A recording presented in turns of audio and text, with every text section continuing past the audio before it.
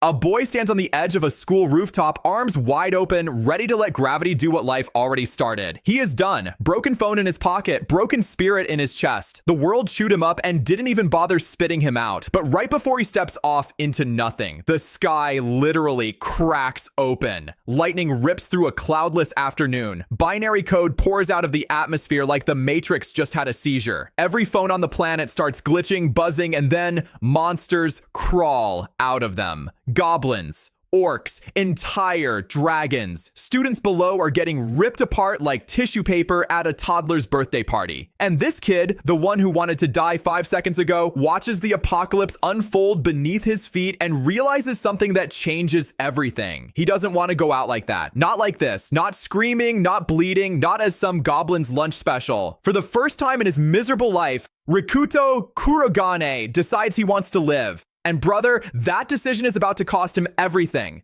But before we get to the part where our boy is swinging an iron pipe at monsters like he's auditioning for a horror movie, we need to rewind. Because to understand why Rikuto was ready to swan dive off a building in the first place, you need to see just how astronomically garbage his life was. And trust me, this kid's backstory makes Oliver Twist look like he was raised in a penthouse. Rikuto Kurogane lost his parents young. Dad, gone.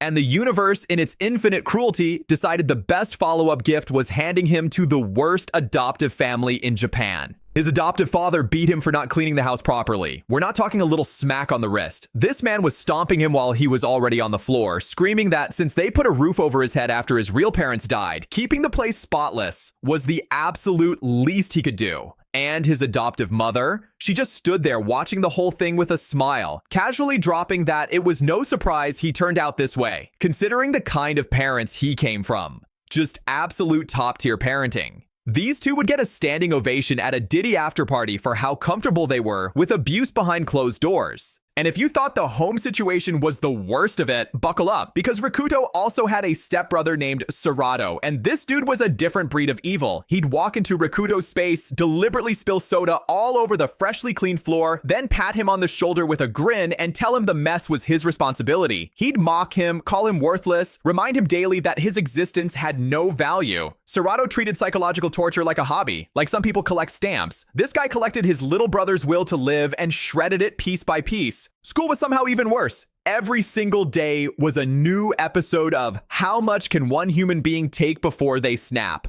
Rikuto would walk into his classroom and find his desk vandalized with graffiti, a vase of flowers sitting on top like a memorial for his dignity, and every kid in the room laughing at him like it was the funniest thing they'd ever seen. The teacher would walk in, see the whole mess, and instead of doing literally anything useful, he'd scold Rikuto for the state of his desk. Teachers protecting bullies, a tale as old as public education. Then there was Tayada, the ringleader, the head bully. This guy and his crew would corner Rikuto daily and demand money, 2,000 yen every single day. And when Rikuto didn't have it, which was always, the fist came out. In tick the stomach, punched in the face, told to steal from his parents' wallet because apparently these goons thought extortion had a customer service department.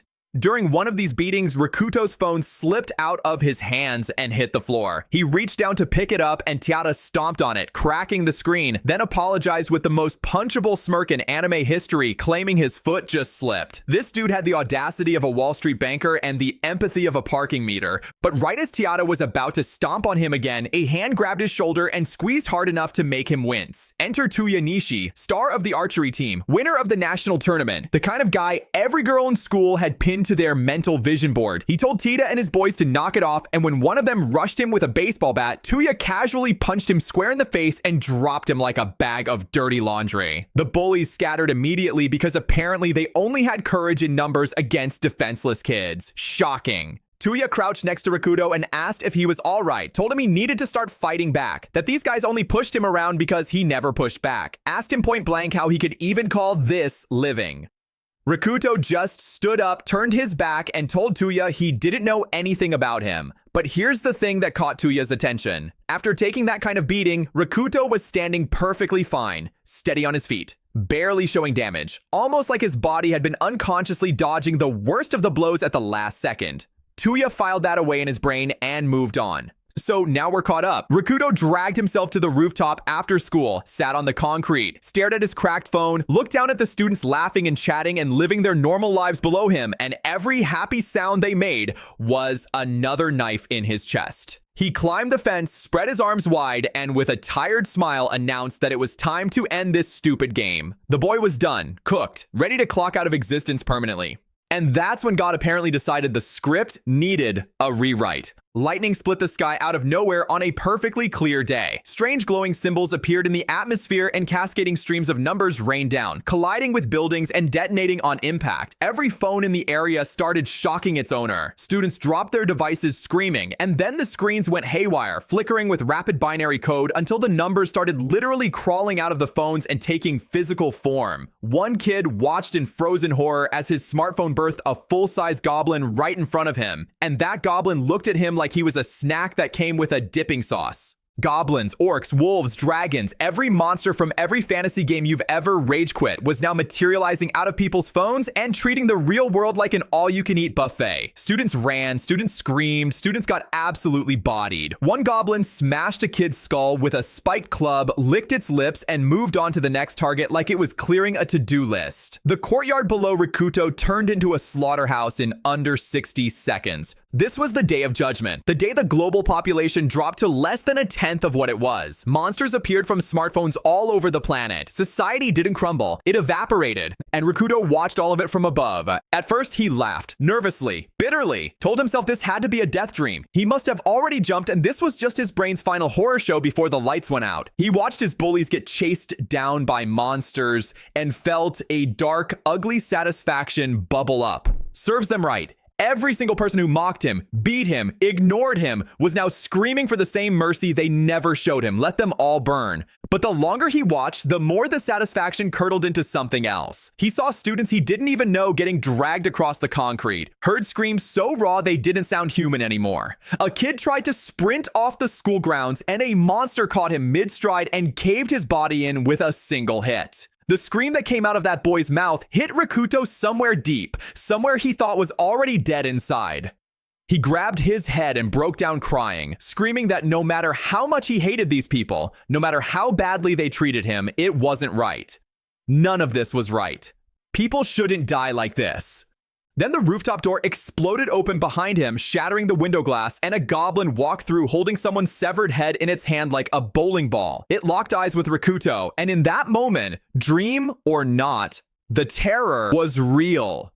The goblin lunged. Rikuto threw himself sideways off the railing and hit the concrete hard. Pain shot through his body. Real pain, the kind you don't feel in dreams. He looked at the severed face frozen in horror and understood what death actually looked like up close. It was ugly, pathetic, disgusting. His own shadow whispered to him that this shouldn't matter. He was planning to die anyway. Just close his eyes and let it happen. And for 1 second, he almost did. But then he remembered the sounds, the wet crunching, the screaming that cut off too suddenly, the way those students' bodies hit the ground, and something deep inside him, something he didn't even know still existed, screamed louder than the goblin ever could. He grabbed an iron pipe off the ground and blocked the monster's club mid-swing. Metal rang against metal so hard it echoed across the rooftop. The goblin was stronger, way stronger. It pushed him onto his back and pressed down, trying to crush through his guard. His arms shook, his muscles screamed, but he kept holding, kept pushing, and through gritted teeth he roared that he did not want to die. Not like this, not ever. He never actually wanted to die in the first place. And right there, pinned under a monster on a blood-soaked rooftop, Rikuto entered what's known as the zone. That state where human concentration smashes past every biological limit and the body and mind sink into perfect harmony. Time slowed. His awareness expanded. And he made the single best tactical decision of his entire life. He kicked that goblin straight between the legs. Turns out, monster or not, a shot to the family jewels is universal. That goblin hit the floor faster than your dating standards after 3 drinks on a Friday night. And Rikuto didn't hesitate. He got up, raised the pipe above his head, and caved that thing's skull in. 1 hit, 2 hits, 3 hits. He didn't stop until the pipe was dripping and the goblin wasn't moving. Then he looked at what he'd done and his stomach emptied itself violently all over the rooftop. He wiped his mouth, spread his arms wide, and screamed into the burning sky with everything he had. Until now, he hadn't truly been alive, but in the depths of his heart, he finally knew he wanted to live. Then his eyes rolled back and he collapsed. He woke up to someone gently shaking him. His vision cleared and there was Tuya, crouched over him with a relieved grin, saying his head was bleeding so badly he thought Rikuto was already gone. The boy sat up in a panic, looked out past the fence and saw a city on fire. Buildings blazing, smoke columns rising like the world was trying to signal for help from space. Behind him, a group of students huddled together on the rooftop, crying, shaking, trying to process the fact that reality had just been replaced by a nightmare. Tita and his bully squad were among them, except now they weren't tough guys anymore. They were clutching their heads and whimpering like the chihuahuas they always were underneath the bravado. The PE teacher, Oyama, was there too, with his arm around Sakura, telling her everything would be fine because he'd protect them all, except his eyes kept drifting down to her chest like a GPS recalculating to the wrong destination. The other girls noticed immediately and shot him looks of pure disgust. This man was really out here being a creep during the literal apocalypse. Priorities. Rikuto noticed the barricade Tuya had built at the rooftop entrance using broken chairs, tables, and whatever scrap they could find. Tuya explained everything. When the monsters attacked, the surviving students had desperately fled upstairs and barricaded themselves on the roof. But not everyone made it. 3 boys had been left on the other side, pounding on the door, begging to be let in while goblins closed in behind them. Tuya wanted to open it. His hand was on the barricade. But the teacher said they couldn't risk it, and another student agreed that trying to save them meant everyone would die. So Tuya stood there, listening to those boys scream, and did nothing. The screaming stopped, and Tuya had been carrying that guilt ever since. He told Rikuto with shaking hands that deep down he wanted to survive more than he wanted to save them, and that truth was eating him alive. Rikuto told him it wasn't his fault. Nobody wanted to die that horribly. Toya did everything he could to survive, and that was enough. Then Toya noticed the dead goblin nearby and asked if Rikuto had actually killed that thing. When Rikuto confirmed it, Toya let out a nervous laugh and admitted that it never even crossed his mind to fight back. That if he'd had that kind of courage, maybe those 3 students would still be alive. The teacher gathered everyone for a group assessment. Sakura confirmed that the monsters had emerged from phones, showing hers was now completely dead. Every student checked. Same result. All phones bricked. And Rikuto's had been broken before the disaster even started, which meant no monster ever came out of it. He started connecting dots. The monsters came from phones.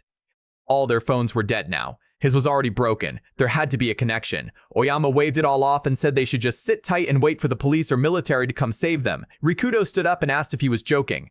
He pointed out that since monsters came from phones and phones were everywhere, this wasn't just a school problem. This was global. Every city, every country, every continent was probably dealing with the same thing right now. The police weren't coming. The military was probably getting eaten. Waiting here was just waiting to die with extra steps. The students started panicking, and Tuya suggested they find a safer location. Rikuto agreed, and that's when Tada decided this was the perfect moment to reassert dominance. He stood up, grabbed Rikuto by the collar, and told him he'd beat some sense into him for giving orders.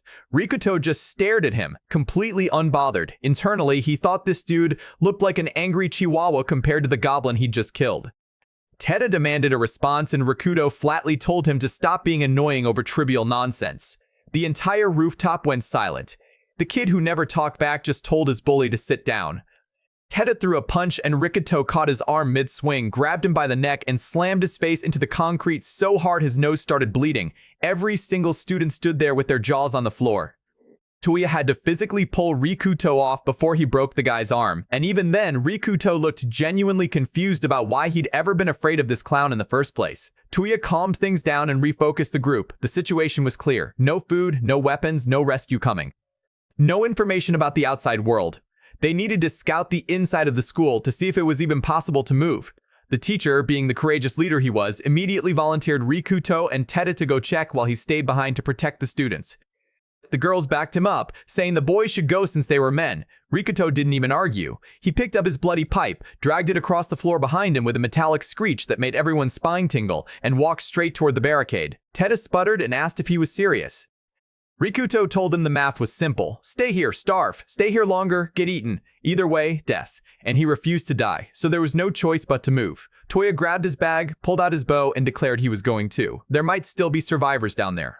And if the school's golden boy was leaving, the teacher suddenly got very concerned about liability. The girls begged Tuya not to go, and Rikuto mentally noted that every single one of these people was a hypocrite. Before they headed out, Rikuto warned Tuya straight up, this was going to be dangerous. The chances of dying were high. Tuya grinned and said he had his own reasons for wanting to stay alive, thinking about a girl waiting for him somewhere. He called Rikuto his partner, and just like that, the two of them cleared the barricade and descended into the dark. The 6th floor corridor was pitch black and silent. Dead students lined the hallway. Toya whispered that it felt like a nightmare, and Rikuto reminded him it was reality. Toya wondered where all the monsters had gone, and Rikuto figured they'd probably left the school and headed into the city. The school was cleaned out. No more prey. The monsters moved on to find better hunting grounds. Then Tuya heard something. He froze, held up a hand for silence, and they both listened. A faint slapping sound echoing from down the corridor. They crept forward. Tuya peeked around a corner and spotted a lone goblin wandering the hall. They exchanged a glance. One goblin. They could handle one goblin. Tuya pulled out his bow, stepped out from cover, drew back, aimed, and fired. The arrow punched clean through the goblin's back and out the other side of its chest. But the thing didn't drop. It turned around, saw them, and let out a furious shriek before charging. Tuya scrambled for another arrow, but the goblin was fast. Too fast. Rikuto sprinted in from behind, swung his pipe with everything he had, and cracked it across the monster's skull. The goblin slammed into the wall, tried to get back up, and Rikuto didn't give it the chance. He beat it until it stopped twitching. Toya crouched next to the body and commented that his partner was absolutely brutal. Rikuto wiped the blood off his pipe and agreed that these goblins were tough, but they weren't the real problem. He'd seen dragons during the attack, creatures that no human could possibly fight.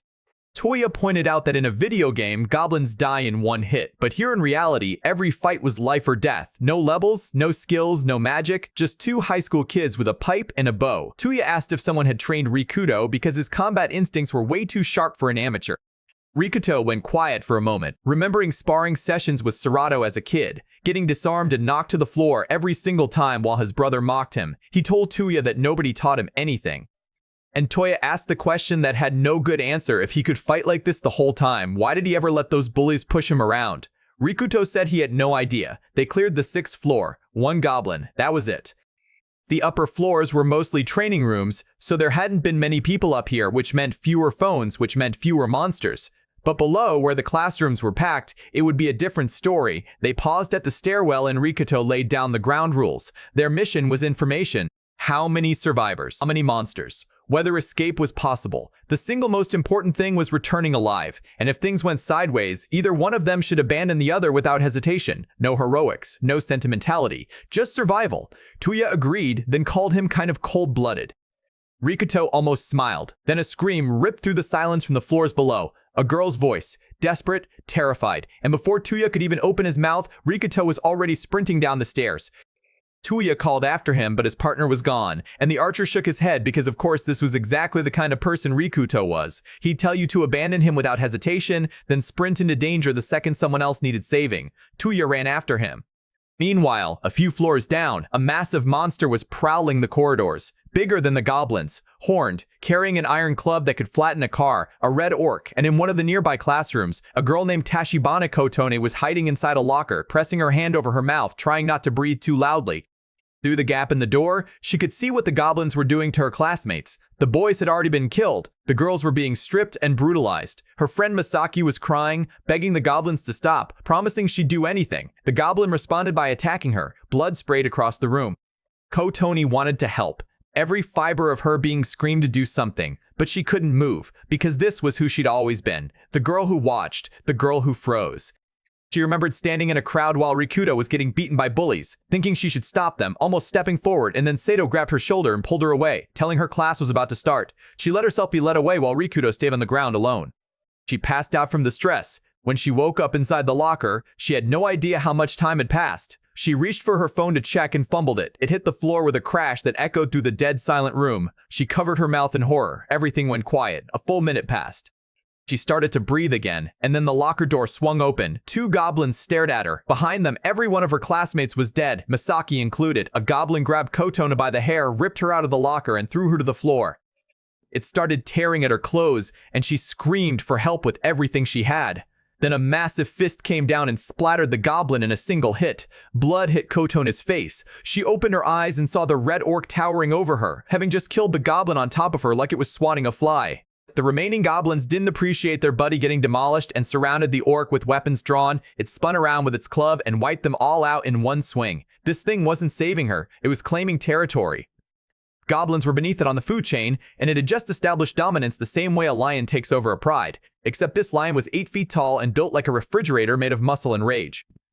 The orc grabbed Kotone with one hand, scooped up the tied goblin bodies with the other, and dragged everything out of the classroom. She begged for mercy. It got annoyed by her crying and slammed her against the wall so hard she blacked out instantly. Monster etiquette. Truly elite communication skills.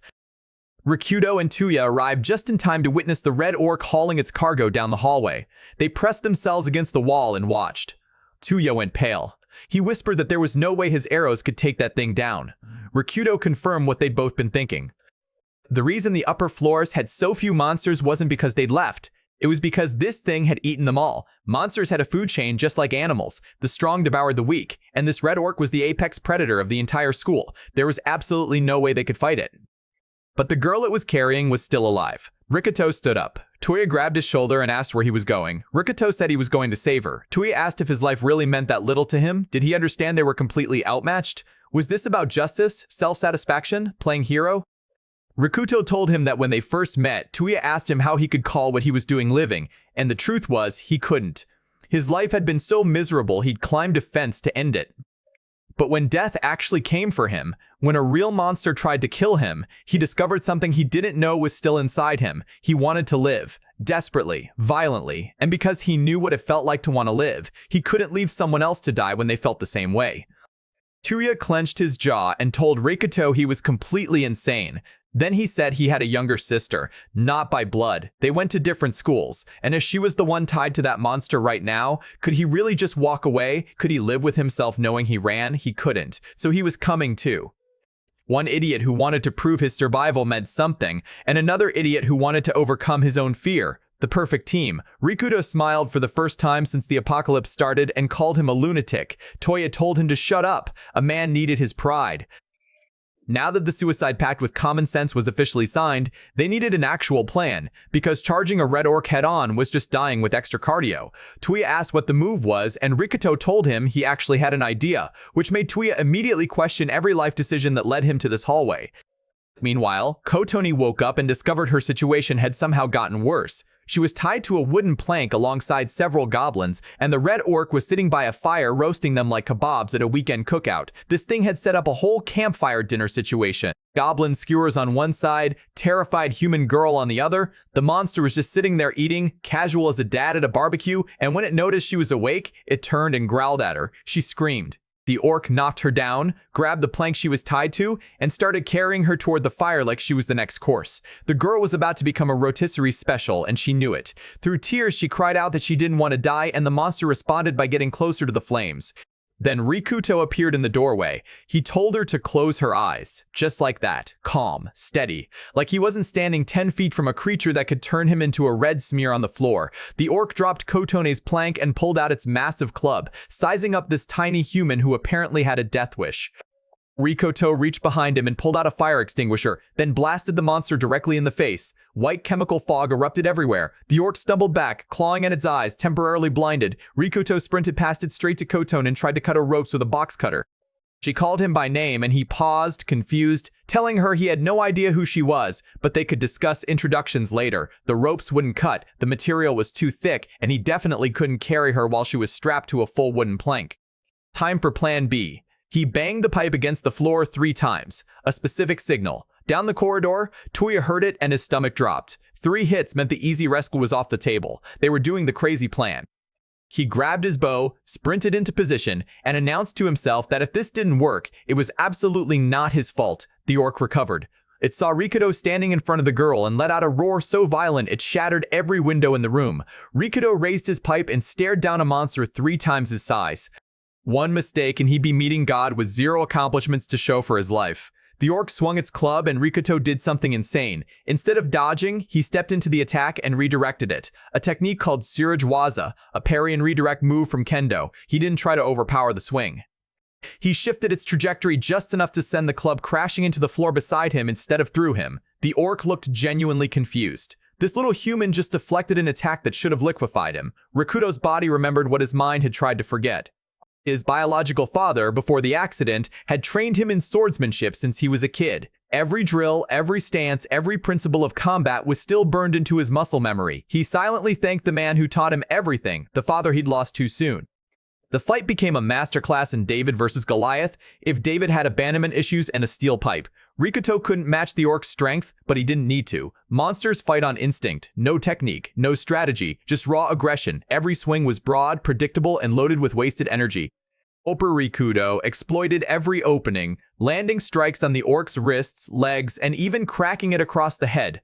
Kotoni watched in disbelief. This boy was going toe-to-toe with a nightmare and actually holding his own. Throughout the entire fight, the monster hadn't landed a single clean hit on him. He was incredible. But Rikuto knew the truth. His arms were going numb from the impacts. Each parry rattled his bones harder than the last. He could defend all day and it wouldn't matter because he simply didn't have the firepower to put this thing down. His body was reaching its limit, and the orc wasn't even close to finished. So he switched strategies. Instead of fighting, he ran. He banged his pipe on the ground and bolted down the corridor, dragging the orc's attention away from Kotone. The monster grabbed the plank she was tied to and chased after him, swinging wildly, smashing walls and floors as it went. Rikuto was faster in the tight hallways, weaving around corners while the orc bulldozed everything in its path. From outside, it sounded like someone was demolishing the building with a wrecking ball made of anger. Kotone, still tied to the plank and getting whipped around in the chaos, had a memory surface through the terror. She remembered being a little girl, crying while two boys bullied her on a playground, and a boy walked up and told them to leave her alone. That boy was Rikuto. Even as a kid, he was throwing himself between other people in their pain. He'd always been like this, always protecting everyone except himself. From his hiding position around a corner, Toya watched Rikuto lure the monster closer. He could see his partner was running on fumes. Every step looked like it might be his last. Toya needed Rikuto to lead the orc about 10 more meters into the kill zone. Just 10 more meters, and he'd have the perfect shot. His expression hardened. This was where it ended. Rikuto kept running. He turned, tried to swing the pipe one more time, but his grip gave out mid-swing. The orc's club connected. Full force. Rikuto was launched several meters through the air and slammed into the ground so hard the wind left his body. He couldn't move. His arms wouldn't respond. Every nerve was screaming. Kotone saw him go down and screamed his name. Toya saw it too, and his blood went cold. He remembered Rikuto's instructions from when they planned this whole operation. He had to aim at one specific point. One shot, one chance. If he missed, his partner died. Toya ran through the checklist in his head. Distance, angle, line of sight, cover. None of the conditions were ideal. The monster was still too far. If he repositioned, the orc might spot him and the whole plan was finished. He needed it closer. He needed a better angle. But time was running out. Then the idiot on the ground started yelling at him not to shoot. Rikuto, broken and bleeding, shouted that Toya was still too far. He told him to wait, and then he dragged himself off the floor and stood up again. Kotone begged him to run, told him the monster would kill him. He told her not to worry. She screamed that she didn't deserve to be saved, that she'd watched him get beaten by bullies for years and never once stepped in. She remembered the one time she almost tried, almost found the courage to tell them to stop, but Saito appeared, grabbed her shoulder, and pulled her away, telling her not to get involved. She let herself be led away, and Rikuto stayed on the ground, alone, like always. She sobbed that she was nothing but a coward who only ever watched. The orc charged again. Rikuto saw its club lose momentum mid-swing and seized the opening, darting in to land a hit. But the monster recovered faster than expected and swatted him across the corridor like a rag doll. He crashed to the floor. The orc stomped toward him and raised its club for the killing blow. Lying flat on his back, barely conscious, Rikuto whispered that the target was in position. Toya was already drawn. He reassessed the distance, the angle, and with absolute calm declared he wouldn't miss a shot this easy. The orc noticed him at the last second and turned, but it was already too late. Toya released the arrow. It flew straight and true and buried itself directly into the monster's eye. Now here's where the plan gets beautiful. 10 minutes earlier, before any of this started, Rikuto had handed Toya a syringe. The same one Sakura had given them before they left the rooftop. Inside was anhydrous ethanol from the chemistry lab. Not rubbing alcohol, not vodka. 100% pure, undiluted ethanol. the kind of concentration that would make a frat boy's liver file a restraining order. Rikuto explained that alcohol was essentially poison to any living organism. Even a small amount injected directly into the bloodstream would incapacitate something far larger than a human. Tuya pointed out that a syringe needle couldn't penetrate the orc's skin. Rikuto agreed, which was why the only target was the eye, soft tissue, vulnerable, and to confirm the eyes were actually a weak point, Rikuto tested it himself by spraying the fire extinguisher in the orc's face earlier. The moment the monster tried to cover its eyes, Rikuto knew they were just as fragile as a human's. Simple plan. Rikuto would be the bait, lure the orc into Tuya's kill zone, and the national archery champion would deliver a syringe full of pure ethanol directly into the monster's eyeball. Easy. Unless you were the guy getting beaten half to death for 15 minutes to make it happen. Back in the present, the arrow with the syringe was lodged in the orc's eye socket and the ethanol was already dumping into its system. The monster howled in agony, staggering sideways. Rikuto, still sprawled on the ground, looked up and grinned, saying he could have delivered the compliment a bit more gently. Toya laughed and said the shot was a perfect 10 out of 10, center of the target, textbook, but the orc wasn't finished. It ripped the arrow out of its eye, blood pouring down its face, and charged at them in a blind rage, except now it was stumbling, listing to one side. The alcohol was hitting its bloodstream like a freight train. This thing was getting drunk at the cellular level. It swung its club and Rikuto barely dodged, the blow smashing a hole clean through the wall behind him. Tuya yelled that the ethanol was working like poison, but it wasn't instant. They needed to survive long enough for the monster's body to shut down. Rikuto saw the hole in the wall, open air, a multi-story drop. He made a decision that only a person with nothing to lose would make. He sprinted straight at the orc, grabbed it around the waist, and tried to push it through the gap. The monster weighed roughly the same as a small car and did not appreciate being hugged. Rikuto pushed with everything he had left, but he couldn't budge at the final inches. The orc raised its club above his head for the death blow. Then Tuya appeared out of nowhere, slammed into the orc from the other side, and together they shoved the monster through the hole. The orc fell, and Rikuto fell with it, still gripping the monster's body. Toya lunged and caught his partner's arm in midair. The orc crashed into the ground below with a sickening crunch that fractured its horns and caved in the floor. Toya hauled Rikuto back up to safety and they both collapsed, gasping for air. Kotone, still tied to the plank and battered from being swung around during the chase, looked at them both and burst into tears of pure relief. Rikuto looked at Toya and asked if what they just did was completely insane. Toya asked in response if Rikuto honestly doubted that the winner of the national archery tournament could make that shot. Rikuto let out a genuine laugh and admitted the guy was still completely delusional. They cut Kotone free with a sharp rock, and Toya asked if she was okay, but before he could finish his sentence, she was already on her feet. She walked right past Toya without a word, went straight to Rikuto, and threw her arms around him. She thanked him for saving her life while crying into his chest. Tuya watched this and grinned. He asked Rikuto if this whole time, all the risk, the near-death experience, the fighting a monster with a pipe, it was all just to save his girlfriend. Both Rikuto and Kotone went red. She quickly pulled away and insisted they were not a couple. And then Rikuto delivered the most socially devastating line possible. He asked who she was. The silence that followed could have killed the orc faster than the ethanol. Tuya told him that was brutal even by his standards. Rikuto insisted he genuinely had no idea who this girl was. Kotone, to her credit, took it in stride and said it made sense since it had been a very long time. She introduced herself as Tachibana Kotone and explained they went to the same elementary school together. They used to play together constantly and even had nicknames for each other. The moment she said them, something clicked behind Rikuto's eyes. He remembered. And what he remembered almost broke him on the spot. Fragmentary images slammed through his mind. Kotone as a little girl, a boy he'd fought to protect her from, his biological parents, a car accident where the brakes failed. Standing in the rain over two bodies, crying so hard he couldn't breathe. His brother Serato nearby, watching. Everything stolen from him, his childhood, his parents, his will to live. All of it crushed and buried so deep he'd forgotten it was ever there. He remembered Serato stepping on his head and telling him he was already dead. He remembered the exact moment he stopped feeling anything at all. The memories hit him like a physical blow. He started shaking violently, his breathing turned ragged, and both Kotone and Toya panicked, thinking he was having some kind of seizure. He forced himself calm and told them he was fine. Toya said it was obvious he was not fine. Rikuto admitted he remembered Kotone now. He didn't realize they attended the same high school. She apologized for never reaching out to him, and he told her she made the right call. Getting close to him while he was being bullied would have just made her a target too. Toya reminded them that the sun was setting and they needed to move. He asked Kotone if she wanted to come with them and she agreed without hesitation. They swept the rest of the school and found it empty. No more monsters. The red orc had been the apex predator of the building, and now that it was dead, the smaller monsters had either been eaten already or scattered. They secured the fire doors on the lower floors, blocked the staircases, and made their way back to the rooftop. The surviving students erupted when they saw them return. Suddenly, Rikuto and Toya were heroes. Kids who had been trash-talking Rikuto hours earlier were now celebrating like he'd won them the lottery. Toya noted the hypocrisy with a tired side-eye. Then a boy broke from the group and sprinted straight to Kotoni, throwing his arms around her. His name was Saito, and he announced himself as her boyfriend. This guy.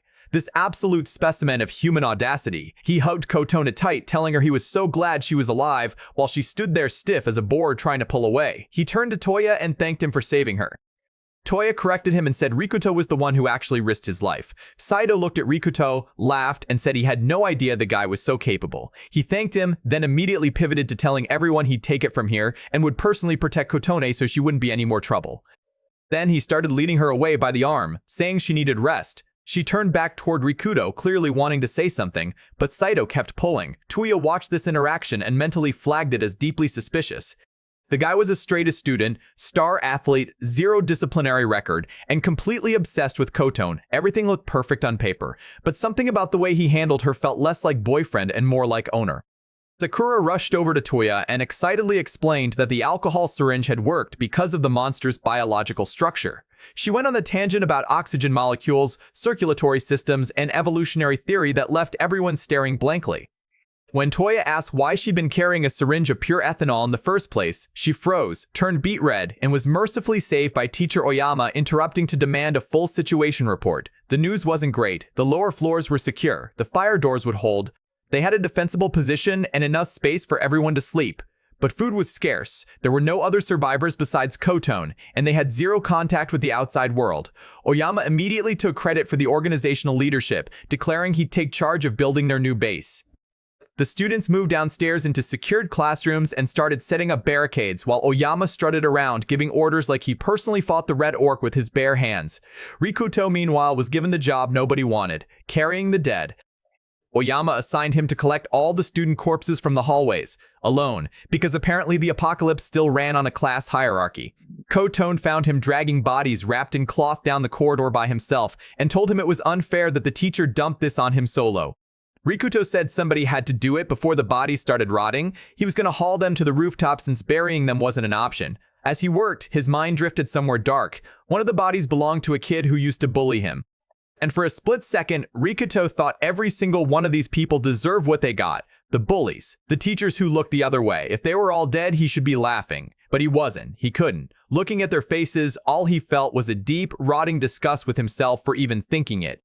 He told Kotone he didn't think he'd ever be able to genuinely laugh again, that maybe this was his punishment for once wishing for death. Kotone told him he was wrong, that he was a hero, always had been, then and now. He was surprised to hear the word applied to him. She put on gloves and said she was helping him carry the bodies. He asked if she was sure this wasn't a pleasant job, and she said she was tired of standing by and watching other people suffer while she did nothing. Then Saito appeared and ruined everything. He shoved Rikuto to the ground, grabbed Kotone by the arm, and started going off about how disgusting it was that Rikuto would make a girl handle corpses. He accused him of exploiting her gratitude, leveraging the fact that he saved her life to manipulate her into doing his dirty work. This man really looked at a boy carrying dead classmates by himself and decided the real problem was that a girl offered to help. The audacity was giving main character energy from the wrong anime. Kotone defended Rikuto, saying she volunteered. Saito didn't listen. He declared he was going to tell everyone what kind of manipulative person Rikuto really was. Rikuto didn't even look up from the body bag. He told Saito he could do whatever he wanted. It didn't matter. That unbothered response only made Saito angrier. He laughed nervously and said Rikuto was a good bluffer, then grabbed Kotone's arm and told her they were leaving because she had no business being around someone like him, and that's when Kotone snapped. She ripped her arm free and broke down crying. She told Saito she was done. That the only reason she'd ever tolerated him was because their fathers were close friends, and the relationship had been arranged between the families. Not her choice. Never her choice. She'd endured his controlling behavior, his possessiveness, his disgusting treatment of her and others for years because of family obligation. But she was finished. Saito didn't understand. He insisted they were supposed to be together forever. She told him their fathers decided that, not her. Rikuto politely asked them to please continue their breakup somewhere else because they were standing on top of his workspace. He was literally surrounded by body bags. Saito told him to shut up, because of course he did. Then Kotona dropped the bomb. She told Saito she knew what he did during the monster attack. A flashback revealed the truth. When the chaos started, they'd been running together through the school.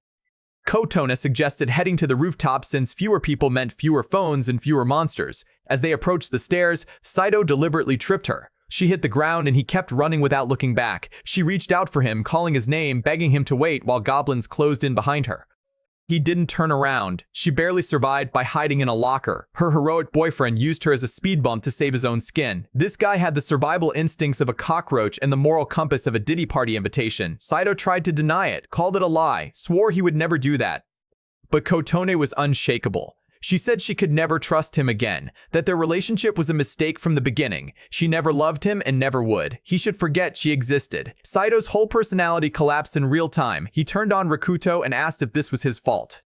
Started laughing in that unhinged way people do right before they make terrible decisions. He accused Rikuto of being happy that all his bullies were dead, said that was the only reason the guy had any confidence now, and called him disgusting.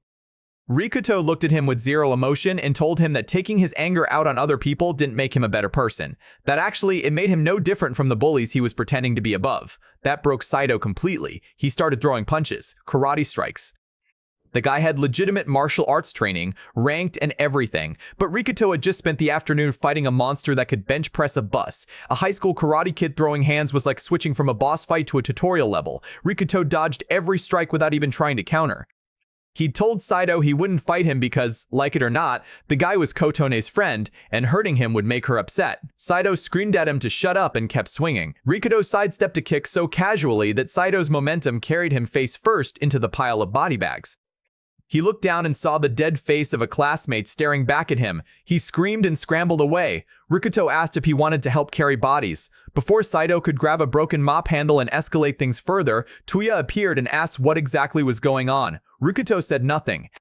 Tuya said it very clearly was not nothing. Saito stormed off without a word, brushing past Tuya, who watched him go and quietly noted that the guy was brilliant at academics and sports, seemed like the perfect student on paper, but was completely unhinged when it came to Kotone. He hoped it wouldn't become a bigger problem. Tuya bumped fists with Rikuto and offered to help with the bodies. They hauled everything to the rooftop together while Kotone watched them and smiled for the first time since the world ended. Seeing those two operate like old friends, covering each other without hesitation, gave her something she hadn't felt in a long time. Hope. Evening came. The students settled into their new base. Oyama distributed supplies from a box and announced it should last them for a while, praising his own leadership as if he'd personally hunted the food. The girls collectively thought the old man was repulsive. Tuya stared at the chocolate bar in his hand and said he had no appetite. Kotone agreed. Rikuto, meanwhile, was eating everything in sight like a competitive eater at a county fair. He told them point blank that if they forgot to eat, they'd die. Starvation didn't care about their feelings. Then Sakura screamed. Everyone whipped around to find her hunched over her phone, trying desperately to turn it on. She'd found a charger in her bag and plugged it in, but the phone was completely dead. Not low battery, not powered off. Dead. Like the soul had left the device. Toya walked over and suggested the charger might be used up, but Sakura insisted it was brand new, still in the wrapper, which meant the phone itself was the problem. Every device the monsters crawled out of wasn't just drained, it was destroyed at a fundamental level. The hardware was fried. The connection terminals were cooked. Whatever the monsters did when they emerged, they didn't just use the phone as a doorway, they burned the entire house down on their way out. Sakura slumped and admitted she'd been hoping to get online. Find news, check if anyone else was alive out there, maybe locate an evacuation point.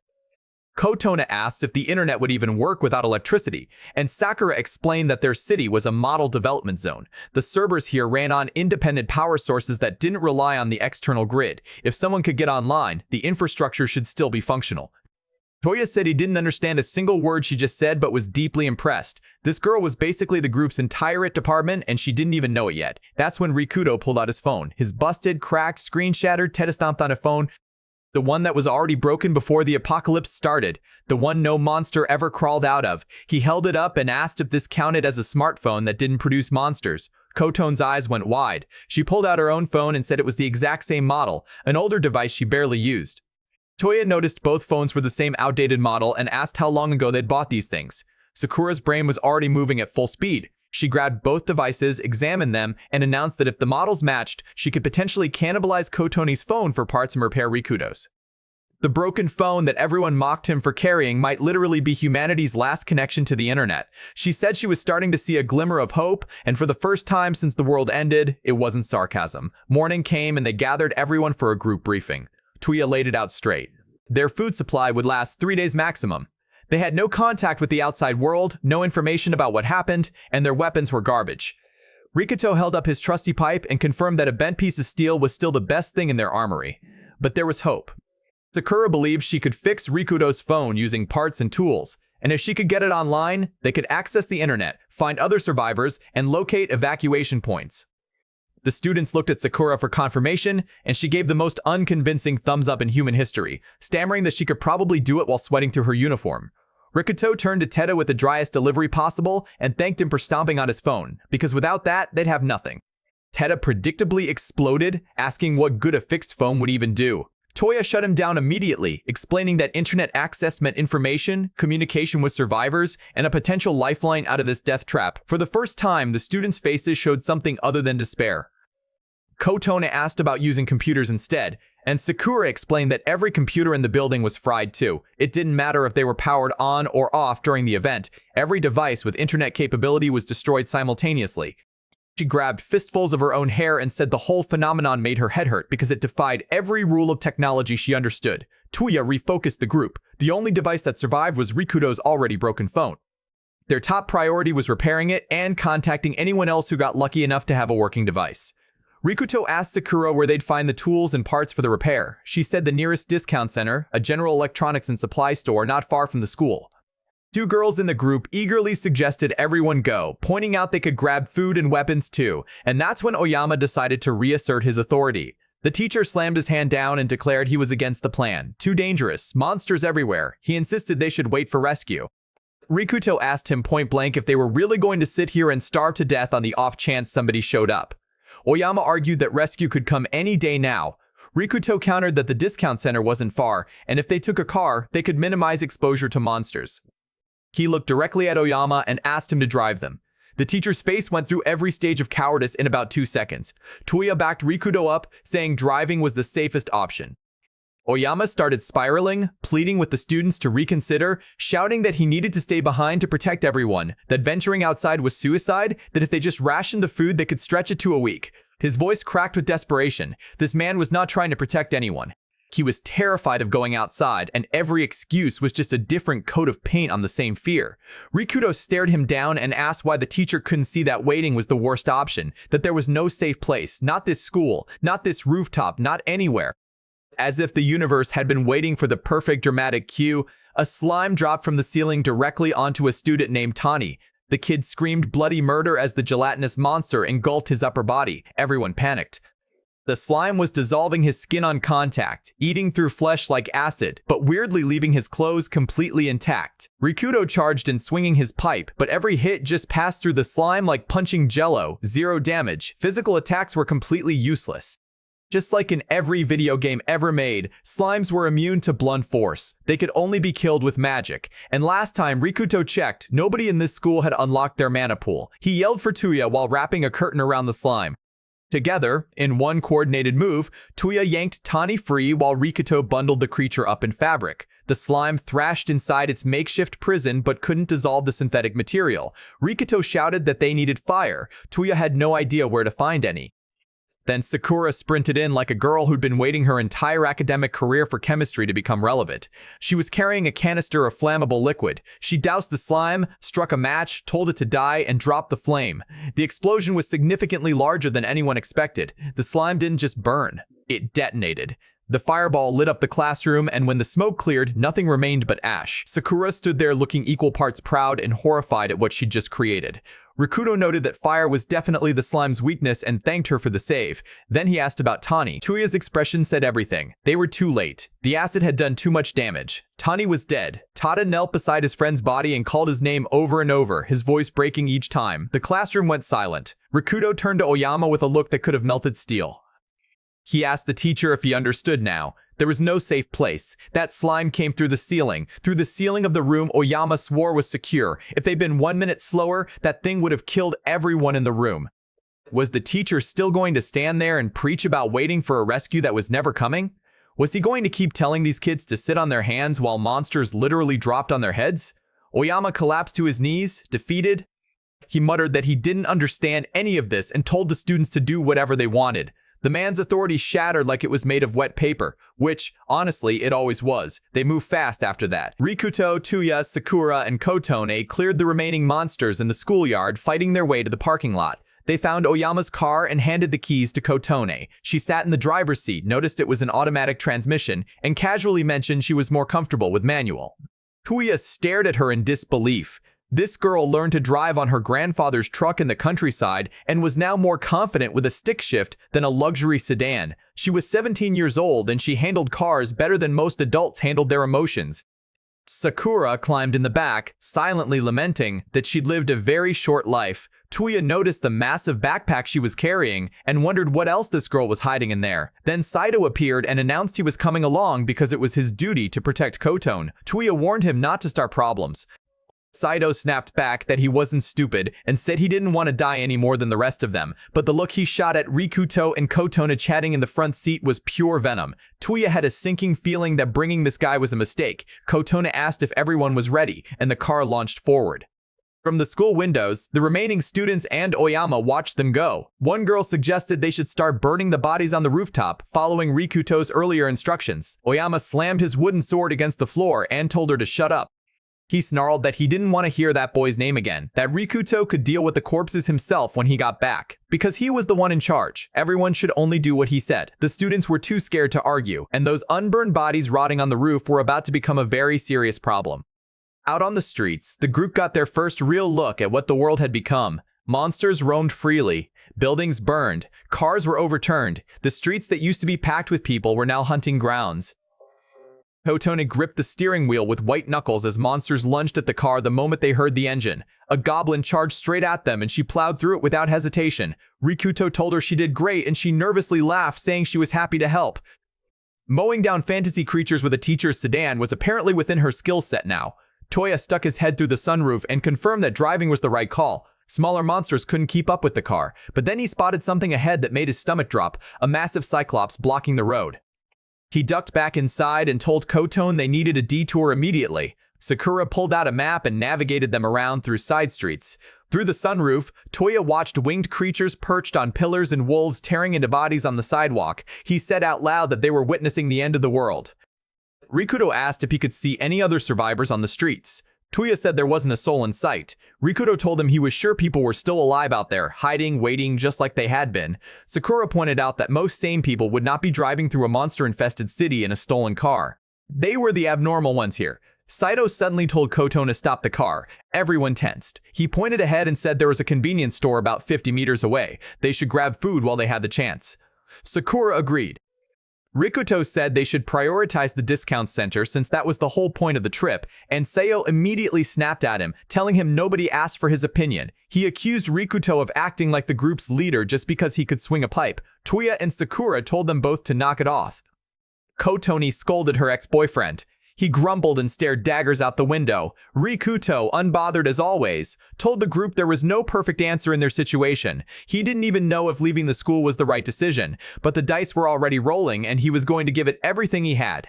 Whatever Tuya decided, he'd support it. No complaints. Tuya, taking that trust and running with it, declared they'd hit the convenience store first. Food was essential, and if supplies were nearby, they shouldn't pass them up. 5 minutes later, they pulled up to the store. The boys went in while the girls stayed in the car. Inside, the shelves were stripped bare. Other survivors or monsters had already cleaned the place out, but Rikuto found some untouched canned goods, and they spent 15 minutes scavenging everything useful they could find. Then, Saito heard a noise from the back room. They opened the door and found an empty storage area with a cardboard box full of bread sitting on the floor. Saito's eyes lit up and he reached for it immediately. Rikuto told him to wait. The boy was instantly annoyed, asking why Rikuto always had to ruin everything. Rikuto pointed at the floor. There were bloodstains around the box, and someone had written a message on the ground near it. A warning. Danger. Keep out. With an arrow pointing directly at the box. Rikuto said his gut told him to leave it alone. Saito laughed in his face. He accused Rikuto of wanting to come back later, steal the food, and take all the credit. The guy's ego was so fragile it had a restraining order against reality. He grabbed the box with both hands and declared it was his find. Then the bread moved. A massive red eye opened inside the box, staring directly at Saito. The bread was never bread. It was a mimic, a monster that disguises itself as treasure to lure prey. Saito screamed and dropped the box as the creature lunged at him with tentacles flailing. Even the fantasy monsters in this world were running scams. Nobody's loot was safe. Rikuto charged in and smashed the mimic with his pipe, knocking it away from Saito and beating it into the floor until it stopped moving. He caught his breath and noted that video game monsters had officially colonized reality. First goblins, then slimes, now mimics. The lore was consistent at least. Tuya shouted from the front that they had a bigger problem. Lizard men, 5 of them, tall, armored, carrying spears with severed heads mounted on the tips like the world's most horrifying hood ornaments. They'd been drawn by the noise and were now standing between the store and the car. The boys couldn't take 5 at once. They needed to stay hidden and wait for them to pass. Then one of the lizard men walked up to the car and drove its spear through the window. Sakura and Kotona screamed. The boys heard it instantly and Tuya knew they'd been made. There was no more hiding. Rikuto burst out of the store swinging. He told Kotoni to grab Sakura and run. He'd buy them time. Surrounded by 3 lizard men at once, he fought like a cornered animal while Tuya covered him with arrows from behind the building. But these monsters were smart. They dodged the arrows. They coordinated their attacks.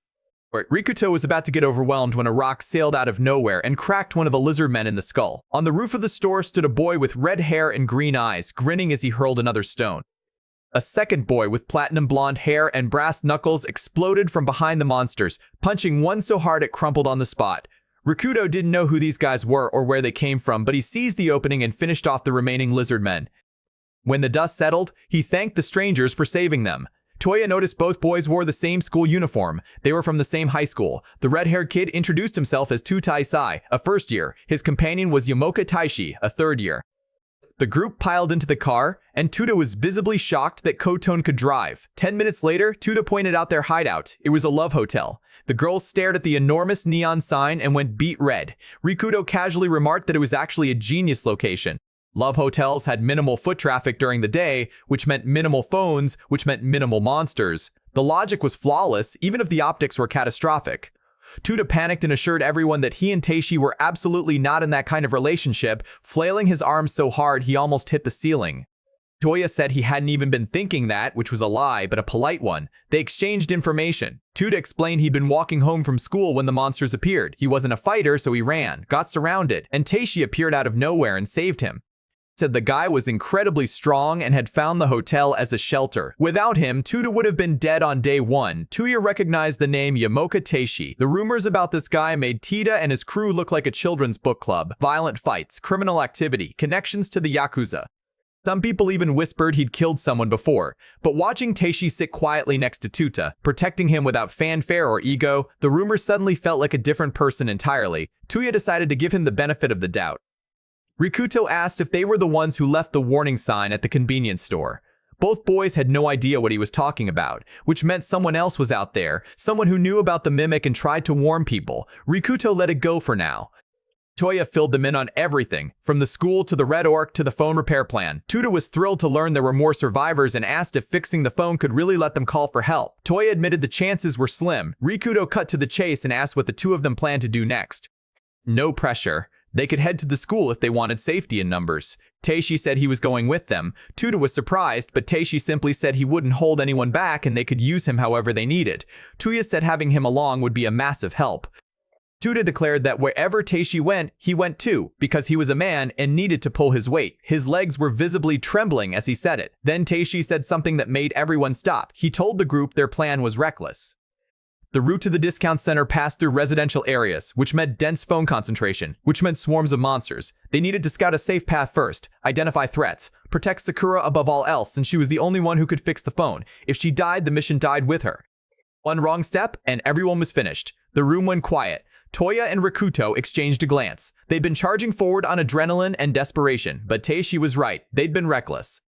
The platinum-haired delinquent who supposedly had Yakuza ties just delivered a more coherent strategic briefing than anyone else in the group. He said he wasn't a planner, just a soldier, and they could point him wherever they needed. But strategy mattered. They spent the rest of the day planning, mapping routes, identifying danger zones, building contingencies. Saito sat in the corner, excluded from the conversation by his own attitude. Over the next several days, the group made repeated scouting trips, slowly charting a safe path to the discount center. There were dangerous moments, but working together, they overcame every obstacle.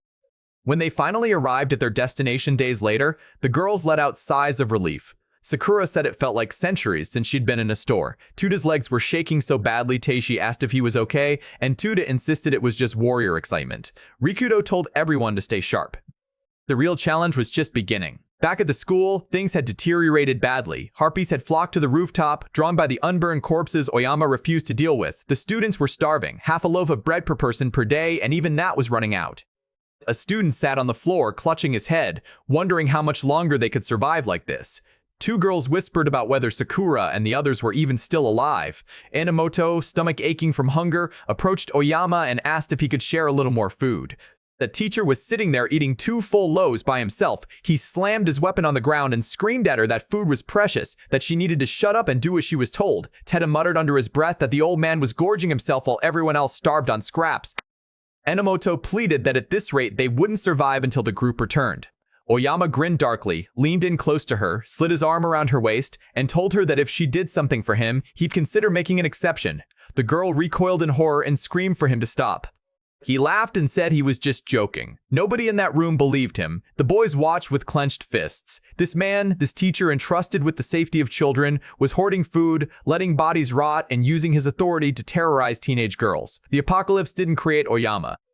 It just gave him permission to stop pretending. Meanwhile, Rikuto's group entered the discount center and found it eerily empty. Toya noted the absence of monsters and exchanged a look with Rikuto. They both knew what that meant. Somewhere in this building, there was a boss.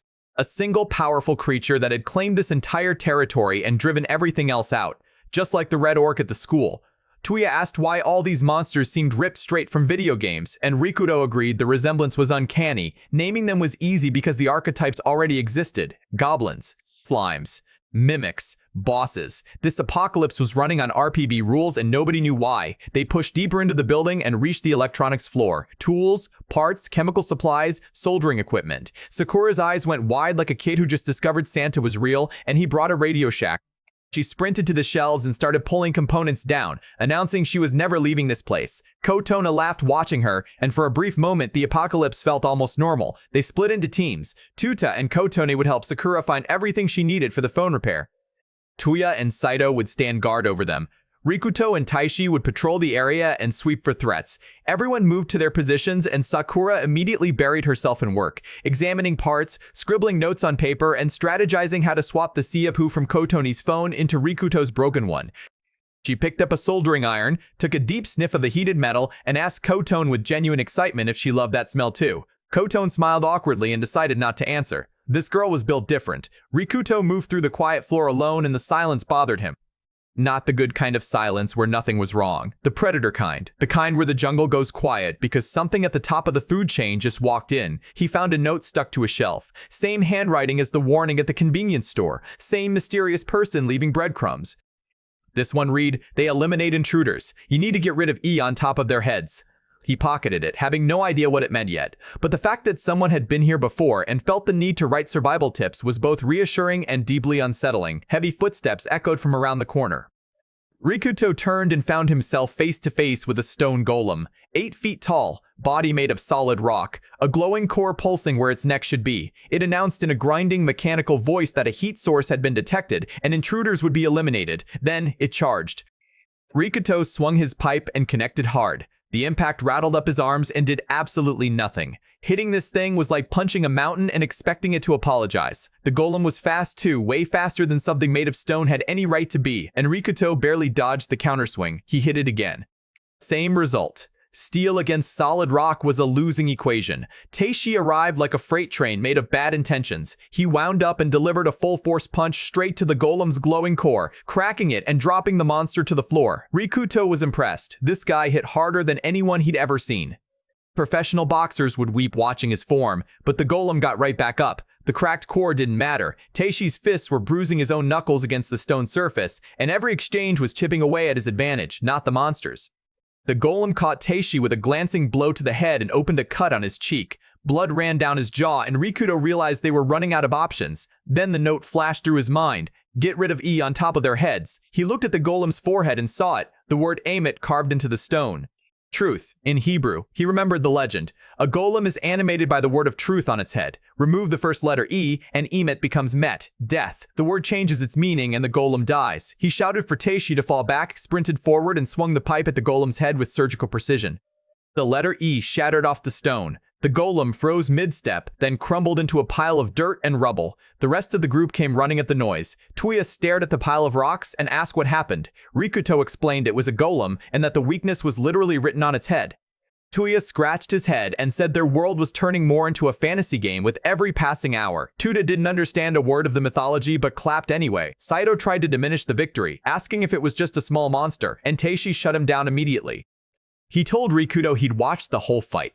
The way he read the golem's movements, spotted the inscription mid-combat, and targeted it with that kind of precision was genuinely impressive. He said Rikuto was someone he could trust to have his back. Rikuto thanked him, and Tuta jumped in saying he wanted that kind of praise too. Saito clicked his tongue in displeasure because apparently everyone in the group getting along was a personal insult to him. Tuya noted that with the boss defeated they could work in peace, but Rikuto wasn't celebrating. He stared at the rubble with a troubled expression and said that Golem felt too weak to be the actual boss of this location. Something bigger was here. The answer arrived at approximately 1,000 pounds in terminal velocity. A massive purple spear came rocketing down from the upper floor, blasting through the escalator area like a wrecking ball with intent. Sakura heard the rumbling first and asked if that sound was getting closer. Before anyone could answer, the spear crashed into their floor. Tuya asked if it was a boulder. Sakura pointed out they were inside a department store and boulders didn't typically shop here. The sphere stopped rolling and a single enormous purple eye opened in its center. Then it unfolded. Limbs emerged. A head rose. The thing stood up into a towering humanoid form with the glowing eye embedded in its chest and the same word Emmet carved on a head that was now 20 feet off the ground. Rikuto confirmed what everyone already felt in their stomachs. This was the real boss. The Mega Golem declared intruders detected and swung its arm downward like a falling building. Everyone scattered as the fist cratered the floor, punching a hole clean through to the level below.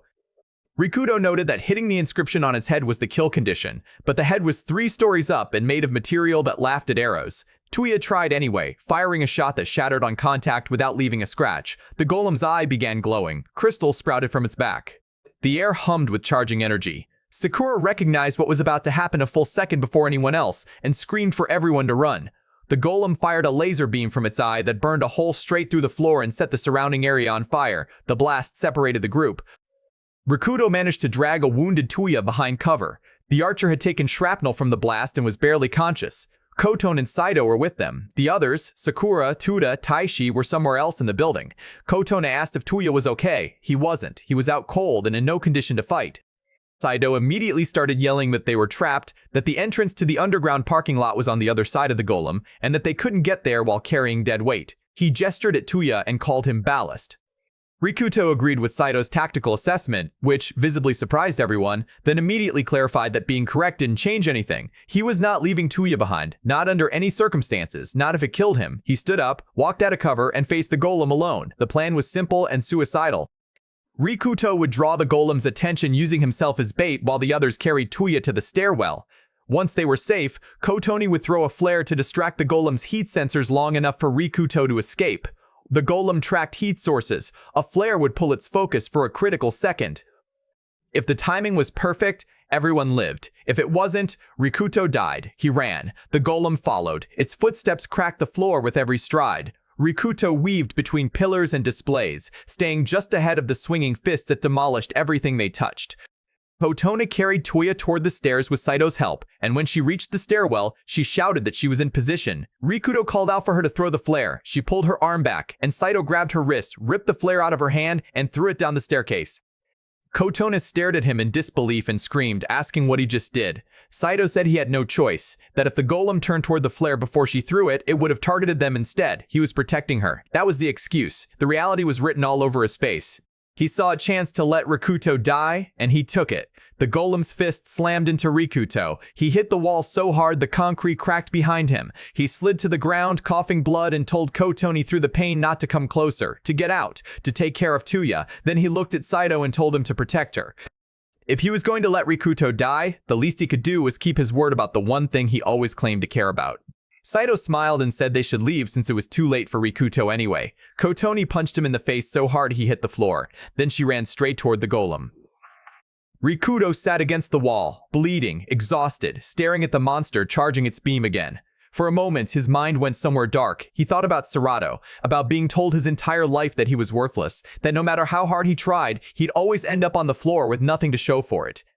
Maybe his brother was right. Maybe this was always how it ended, alone, broken, with nothing left. The beam fired. Kotone dove into him at the last second, dragging them both out of the blast radius. They hit the ground rolling and she grabbed his collar and screamed in his face. She asked how he could give up like that.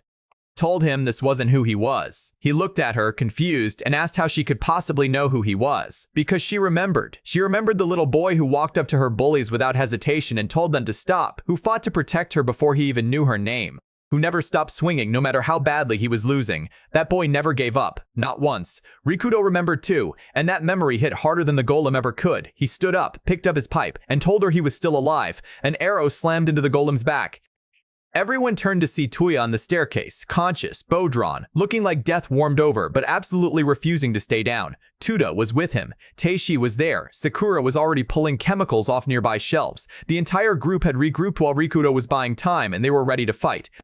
Tuda shouted that they'd been worried sick when they got separated, but everyone was okay now. Teishi apologized for taking so long. Rikudo looked at all of them and for the first time felt something crack open in his chest that had nothing to do with injuries. The counterattack began. Rikuto and Teishi engaged the golem up close, dodging its devastating swings while Tuya fired arrows from the stairwell, but the arrows still couldn't scratch the inscription on its head, and their melee attacks were doing nothing to the stone body. Worse, smaller golems from the lower floors had started pounding on the stairwell door. They were about to be surrounded. Toya shouted that if this kept up, they were all dead. Rikuto told him to keep firing at the same spot on the head. Maybe concentrated hits could crack it. Toya called the golem a choice name and kept shooting. Then Sakura's voice cut through the chaos. She stammered that she might be able to do something but needed time. Nobody asked what. Rikudo just told her he believed in her and would buy as many minutes as she needed. Sakura teared up because this insane boy with a pipe had just given her the one thing nobody else ever did. Complete, unconditional trust. She dropped to the floor and started mixing chemicals. Kotone knelt beside her and asked if she was okay, noticing her hands were shaking violently. Sakura told her to be quiet and let her work. She was conducting a chemistry experiment in the middle of a combat zone using store shelf reagents and nothing but her brain, glycerin, nitric acid, sulfuric acid. She combined them with the precision of someone who understood exactly what she was making and exactly how stupid it was to make it here. She finished, held up the flask, and immediately realized she had a problem. The solution needed to hit the golem's head to destroy the inscription. The head was 20 feet up and she had the throwing arm of a girl who spent her life in a chemistry lab. She called herself an idiot for not thinking of the delivery system. Tuda snatched the flask out of her hands. He announced he was on the baseball team and he could absolutely make this throw. Sakura looked like she was about to have a heart attack and screamed at him to be careful with the liquid, because if he shook it too hard, it would detonate in his hands. Tuda did not ask what detonate meant, which was probably for the best. He wound up and launched the flask in a perfect arc. It sailed through the air, spinning, and connected directly with the golem's forehead. The explosion that followed was not subtle. The nitroglycerin detonated on impact and blew the golem's entire head into rubble. The shockwave threw everyone nearby off their feet. The store floor shook like an earthquake. Smoke and dust erupted in every direction. When it cleared, the golem's headless body stood motionless for 2 seconds, then collapsed into a mountain of stone. Every person in the building stared at Sakura. Tuda, eyes wide as dinner plates, asked what the hell was in that flask. Sakura nervously explained she'd mixed glycerin with nitric and sulfuric acid to create nitroglycerin, the base component of dynamite. She'd essentially built a bomb out of department store chemicals during a fight scene. Everyone looked at her with expressions that ranged from pure awe to absolute horror. They unanimously told her she should have mentioned it was a bomb before the guy with the baseball arm threw it at close range. Sakura promised she'd only resort to homemade explosives in emergency situations. Nobody found that promise particularly reassuring.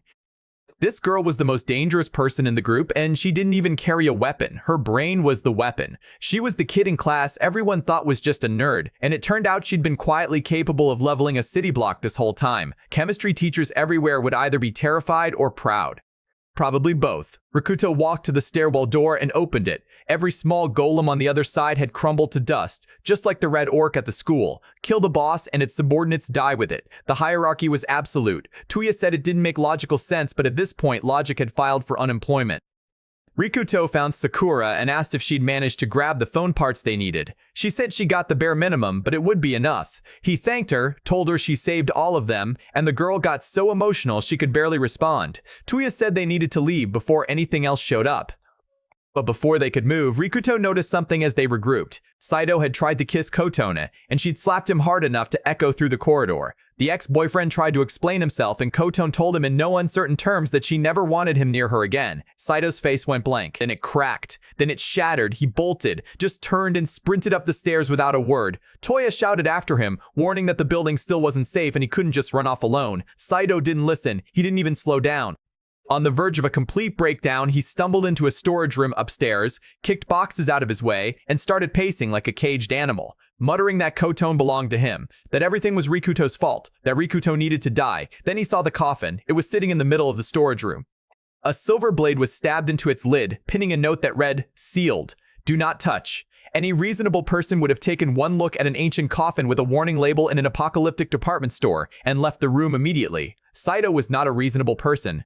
He was a jealous, broken, emotionally detonating teenager who had just lost the only thing he believed belonged to him. He pulled the blade out. The coffin lid creaked open. Red lightning crackled from inside. A skull rose from the darkness, its eye sockets blazing with crimson energy. A skeletal hand reached toward Saito. And the boy stood frozen, too terrified to move, too stupid to run, too far gone to care. When Toya and Rikuto finally found him, Saito walked out of the storage room looking calm, too calm, cheerful even. He apologized for running off and said they should head back. Tuya scolded him for going off alone, but noticed something was off. The guy who'd been spiraling into a rage-fueled meltdown 5 minutes ago was suddenly relaxed and smiling. Teishi, walking behind them, felt a chill crawl up his spine. Something was following them, something invisible, something wrong. He couldn't see it, but every instinct he'd honed through years on the streets was screaming. They returned to the Love Hotel base. Sakura worked through the night on Rikuto's phone, soldering, swapping components, testing connections, and then she did it. She got online. The internet was functional. The screen lit up with a browser window and the entire room erupted. Tuda was jumping up and down. Kotone covered her mouth with both hands. Tuya stared at the screen like it was a religious artifact. Rikuto told Sakura to check for any information about survivors or evacuation points. She searched social media and found that since the Day of Judgment, no new posts had been made anywhere. The internet was a ghost town. But then she found something. In Amishima City, someone had posted a message a few days after the disaster, a call for help, signs of organized survivors. It was far, but reachable. Rikuto said it was their target, their first real destination since this all began. Kotone said it felt like the first genuine ray of hope they'd had. Tuya declared they'd head back to the school tomorrow, inform everyone about Amashima, and start planning the journey. Standing in the shadows just outside the room, Saito listened to everything. He smiled, and the darkness behind him smiled too. Toya announced they'd return to the school the next morning with the good news. But what nobody in that hotel room knew was that while they'd been fighting golems and fixing phones, the school they left behind had transformed into something far worse than a monster's lair. The corpses Oyama refused to burn, the ones Rikuto had specifically warned needed to be disposed of, had been rotting in the open air for days. Flying monsters descended on the school and started feeding. The smell of death had turned the building into a beacon. 2 students finally confronted Oyama directly. They accused him of hiding food and starving everyone. One of them shoved him. Oyama hit the floor and the student demanded the key to the storage room. The teacher got back up with something nobody expected to see in his hand. A knife. He stabbed the student in the abdomen. The boy collapsed, screaming, blood pooling across the floor. The other student froze as Oyama walked toward him, blade dripping, announcing that disobedient students required disciplinary action. More blood, more screaming. The teacher had crossed the line from coward to predator, and there was nobody left strong enough to stop him. What followed was a nightmare that made the monsters outside look merciful. Oyama established complete control through terror. He killed anyone who resisted. He imprisoned the surviving students in a single room.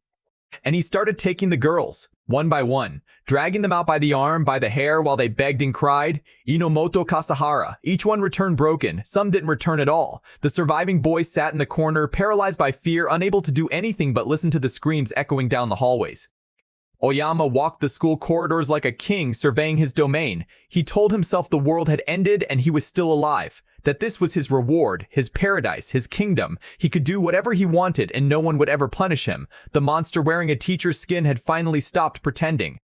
Then he looked out the window and saw his car pulling up to the school. His face went white. Rikuto's group had returned, alive, all of them, with new members, with weapons, with the kind of determination that Oyama had spent the last week systematically trying to crush in everyone else. He muttered that this was impossible, that they should have been dead. The group stood outside and called out for the doors to be opened. Nobody answered. Toya frowned and said something was wrong. The building was too quiet. The energy felt off. Rikuto agreed. He suggested ramming the entrance with the car. Kotone asked if that was really necessary.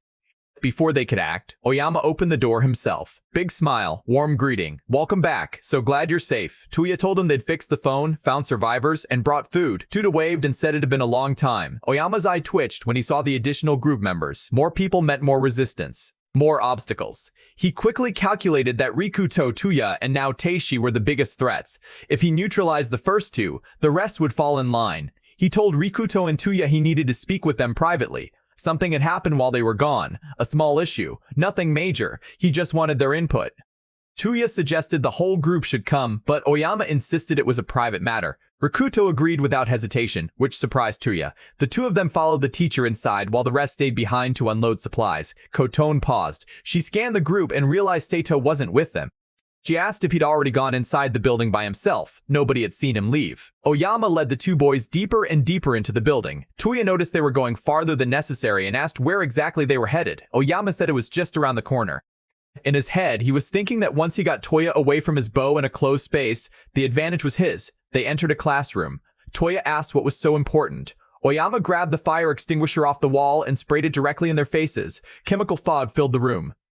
Both boys stumbled, coughing, eyes burning. Through the white haze, Oyama charged with his knife, laughing, screaming that they needed to die. Rikuto reacted on instinct. He couldn't see, but he could hear the footsteps. He raised his pipe and blocked the blade inches from his chest. The impact knocked the knife out of Oyama's hand and sent it clattering across the floor. Rikuto's voice cut through the fog, cold and steady. He told Oyama it was a decent attempt, but his instincts hadn't failed him once since this started, and they weren't about to start now.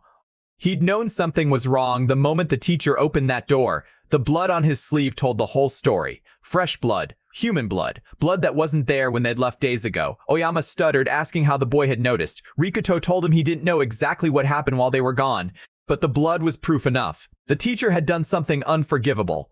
Oyama trembled with rage and charged at Rikuto with his bare fists. Rikuto parried, stepped in, and hit the teacher so hard with the pipe that the man flew across the room and crumpled against the wall. Meanwhile, up on the rooftop, Saito stood among the harpies that were feeding on the rotting corpses. He stared at them with a smile that didn't belong on a human face and said this was exactly what he needed. He gave an order, and the creatures listened. Inside the school, Kotone and Sakura found the imprisoned students. They untied the ropes, freed the girls, and the room dissolved into sobbing. The surviving students clung to each other, shaking, barely able to speak. Some had visible injuries. Some had hollow eyes that suggested damage no bandage could fix. Kotone looked at the bodies on the floor and broke down crying. She said they'd finally found hope. They'd finally fixed the phone. They had a destination. And while they were out there fighting for a future, this monster in a teacher's uniform was destroying the people they'd left in his care. Toya and Rikuto dragged Oyama to the group and threw him on the ground in front of everyone. Toya grabbed him by the collar and demanded to know how a teacher could do this. How a man entrusted with children's lives could become worse than any monster crawling out of a phone. Wasn't he supposed to protect them? Wasn't that what he swore he'd do? Oyama laughed in his face. He told Toya to wake up. The world was over. Hope was dead. Everyone in this room was eventually going to be eaten by monsters, so why shouldn't he enjoy himself while he still had the chance? Rules didn't apply anymore. Morality was a luxury for people who had a future. Since none of them did, what was the point of holding back?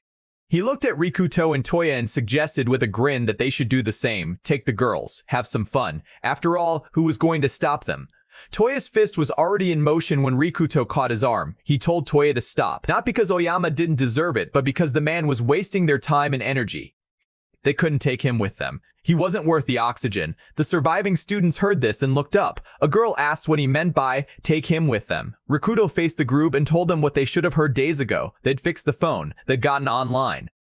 They'd found an active survivor settlement in Amishima City. There was a destination, a reason to move, a reason to live. The students stared at him like he'd just parted the sea. Oyama's expression crumbled. He started begging, pleading, said he was wrong, that he repented, that they couldn't leave him behind to die. The girls looked at him with disgust so pure it could have sterilized a wound. Tuya said the man was pathetic. Rikuto told the group that dealing with Oyama wasn't the priority right now. They needed to focus on planning their next move. Then the sky cracked open. A blue light split the sky outside the school windows. Then another. Then, dozens. Beams of energy punched down from the atmosphere and slammed into the ground, and from each impact point, monsters began materializing, not crawling out of phones this time, spawning directly from the light itself. Lizard-faced creatures, goat-horned abominations, harpies, goblins, an entire army assembling in the schoolyard like someone had opened a portal and sent an invasion force directly to their doorstep. Toya ran to the window and asked if the monsters were coming out of the sky. Rikuto's blood went cold. He recognized the phenomenon. It was identical to the Day of Judgment. The same cascading energy, the same binary code raining from the portals. Except this time, there were no phones involved. Sakura said what everyone was thinking. This was impossible. Every phone in the building was dead. There was no device for the monsters to emerge from. So where were they coming from? Rikuto didn't have time to answer. He told everyone to get ready. The harpies that had been feeding on the rooftop corpses crashed through the classroom windows in a shower of glass and started attacking. Students screamed and scattered. The group fought back with everything they had. Rikuto swung his pipe and dropped a harpy mid-dive. Teishi was clearing a path through the hallway with his fists. Tuya covered everyone with arrows from the stairwell. Tuta, separated from the group in the chaos, was alone in a corridor when a goblin came through a window behind him. Tuya put an arrow through it and told him to focus on surviving. A winged monster bypassed Koton entirely and dove straight for Sakura. The girl froze in terror, unable to move, and Rikuto sprinted across the room and smashed the creature out of the air before it reached her. He asked if she was okay, and she quietly said she was. Koton, standing at the top of the stairs, noticed that the monster had completely ignored her, like she wasn't even a target. She filed that away but didn't have time to think about it. Tuya looked over the railing and saw monsters flooding the ground floor and climbing the walls. He told Rikuto that going down was suicide. Every exit was overrun. Rikuto made the call instantly. If they couldn't go down, they'd go up. Everyone to the roof. Toya asked if they were really back to square one, trapped on the same rooftop where this whole nightmare started. Rikuto shouted for everyone to stay together and keep moving. They would survive this as a group. Nobody gets left behind, but not everyone made it. Elsewhere in the building, a student named Hayashi was sprinting through a corridor with a giant spider bearing down on him. He screamed that he didn't want to die, that he refused to end like this, and then something appeared in front of his eyes, a glowing screen floating in midair like a video game interface. It told him his class was hero. It asked if he wanted to accept the adventure. A sword materialized in his hands. He swung it and cut the spider clean in half. Sakura and the girls arrived and cheered for him. Rikuto and Tuya showed up and praised his strength. He stood there basking in adoration, declaring he would protect everyone, feeling for the first time in his life like he mattered. None of it was real. Hayashi was hallucinating. The spider had already caught him. It was eating him alive while his dying brain fed him the fantasy he'd always wanted, a hero's death. Except it wasn't heroic. It was just death wearing a costume. The boy who wanted to matter died believing a lie, and the cruelest part was that the lie was kinder than anything reality had ever offered him. On another floor, Kasahara screamed for her friend to help her as a monster closed in. Her friend, the same girl who tried to offer her to Oyama to save herself, told Kasahara they were never friends and wished her dead. A monster appeared behind the girl who said it. She never saw it coming. Kasahara watched it happen and whispered that this world was nothing but a garbage dump. In the bathroom stalls, Oyama was hiding, tied up, gagged, stuffed into a corner by Rikuto's group. He'd somehow wriggled free and dragged himself here. He muttered that he needed to survive, that his paradise wasn't over, that he could rebuild. Then the door opened. Inamoto stood in the doorway, smiling. She told him she'd finally found him, that killing him was as hard as killing a cockroach. She asked if he had any dreams. He was confused. She told him hers. She dreamed of meeting someone who loved her, building a family, a normal, happy life, the most ordinary dream in the world. Then she held up a knife and told him she'd wanted to include him in that dream once, but she couldn't anymore because he'd taken everything from her, destroyed her, made her into something she didn't recognize. Oyama begged. He swore he'd take responsibility. He pleaded for his life with the same mouth that had laughed while dragging girls down hallways by their hair. Inamoto drove the knife into him. He hit the floor. She told him through tears that he would take responsibility, not just for her, for the entire class. For every student he'd tormented, violated, and murdered while calling himself their teacher. She stabbed him again, crying, saying this was the price. At least a small piece of it. Nothing really mattered anymore. She didn't see the monster behind her. Rikuto reached the rooftop door and shouted for everyone to follow. Toya asked what the plan was once they got up there, and Rikuto admitted he'd figure it out when they arrived, one crisis at a time. He threw the door open and found Sato already standing on the roof, hands in his pockets, smiling like he'd been waiting for room service. Everyone was relieved to see him alive. Tua asked if he was okay. Saito's smile widened. He said all the actors had finally arrived on stage, but he'd been waiting specifically for Rikuto. He thanked everyone for escorting Kotone all the way here, like they'd been delivering her to him. Tua's instinct screamed. He asked what was wrong with the guy and why he was talking like that. Rikuto stepped in front of the group and told Tuya something was very wrong. Dark energy began radiating off Saito's body in visible waves. Then a thing behind him moved into view, a skeleton wreathed in crimson lightning. Empty eye sockets burning with red light, bony hands crackling with power. The lick from the coffin. Sakura screamed and asked what it was. Rikuto identified it immediately. A lick, an undead sorcerer, one of the most powerful monsters in any fantasy bestiary. Toya asked why it was standing next to a student like they were teammates. Saito answered for himself. He said the lich was his ally. It had offered him a deal. It could use his body as a vessel, and in return, it granted him power, real power, the power to control monsters. A system existed within this new world. A summoning system, and Saito had accessed it. He raised his hand toward the sky and a portal opened above the school. Binary code cascaded down and monsters poured onto the rooftop, surrounding the entire group in seconds. The same phenomenon as the Day of Judgment, the same beams of light, except this time, the source wasn't a phone. It was a teenage boy with a skeleton on his shoulder and a grudge the size of a continent. Saito told them to look at what he could do. He could summon monsters at will, only small ones for now, but soon he'd control the powerful ones too. He said that with him here, they never needed to be afraid of monsters again. Then he looked directly at Kotone and told her she didn't need to worry anymore. She didn't need to be scared, and she definitely didn't need Rikuto to protect her. He extended his hand to her, the lick hovering behind him, and asked her to rule this new world with him. Kotone refused. Saito blinked. Confusion, genuine confusion, spread across his face. He asked why she would say no. Kotone's voice cracked, but she held firm. She asked if this was really his power. Because those monsters he just summoned were the same ones that attacked the students downstairs, the same ones that killed her classmates. He admitted it, he'd summoned them, and yes, they attacked people in the building, probably killed some of the girls from their class. But he didn't care about any of them. He only cared about her. Kotone started crying. She told him she really didn't want to say this, but he wasn't human anymore. She'd faced goblins, orcs, slimes, golems, and every nightmare this new world had thrown at them. She could say with absolute certainty that out of every monster she'd encountered, he was the worst. Because monsters killed on instinct, they didn't know any better. Saito knew exactly what he was doing, and he chose it anyway. The students around her stepped forward and stood behind Kotone, supporting her, standing with her. Saito broke. He started repeating the word wrong over and over, quietly at first, then louder, then screaming it. Dark energy erupted from his body in a vortex of wind so powerful it nearly knocked everyone off their feet. When the storm subsided, Saito was gone. The lick had fully consumed him. His head was replaced by the skull. His arms were skeletal, his body was a puppet being worn by an undead sorcerer, and whatever was left of Saito Shinu was buried so deep inside it might as well have been a grave. The lick Saito hybrid screamed at Kotone, accusing her of choosing Rikuto over him. It declared that if she wanted to stay with these people so badly, then every single one of them would die. The monsters charged. Rikuto grabbed his pipe and told Sakura and Kotone to get behind him. He blocked the first attack, but a second monster came from the side. An Oni swung at the girls and Rikuto threw himself in front of the blow. His pipe, already bent from the golem fight, absorbed the impact, but the force launched him backward into the wall. He hit stone at full speed and crumpled to the ground like someone had cut his strings. Kotone screamed his name. The girls ran to him. Sakura pressed her hand against his chest and her face drained of color. She whispered that he wasn't breathing. The rooftop devolved into chaos. Tuya was firing arrows as fast as he could draw them, but there were too many monsters. Teishi punched anything that got close, brass knuckles splitting skulls while shouting Rikuto's name. No response. He didn't look back. He told the group, voice steady as iron, not to give up, that their leader would never quit on them and they couldn't quit on him.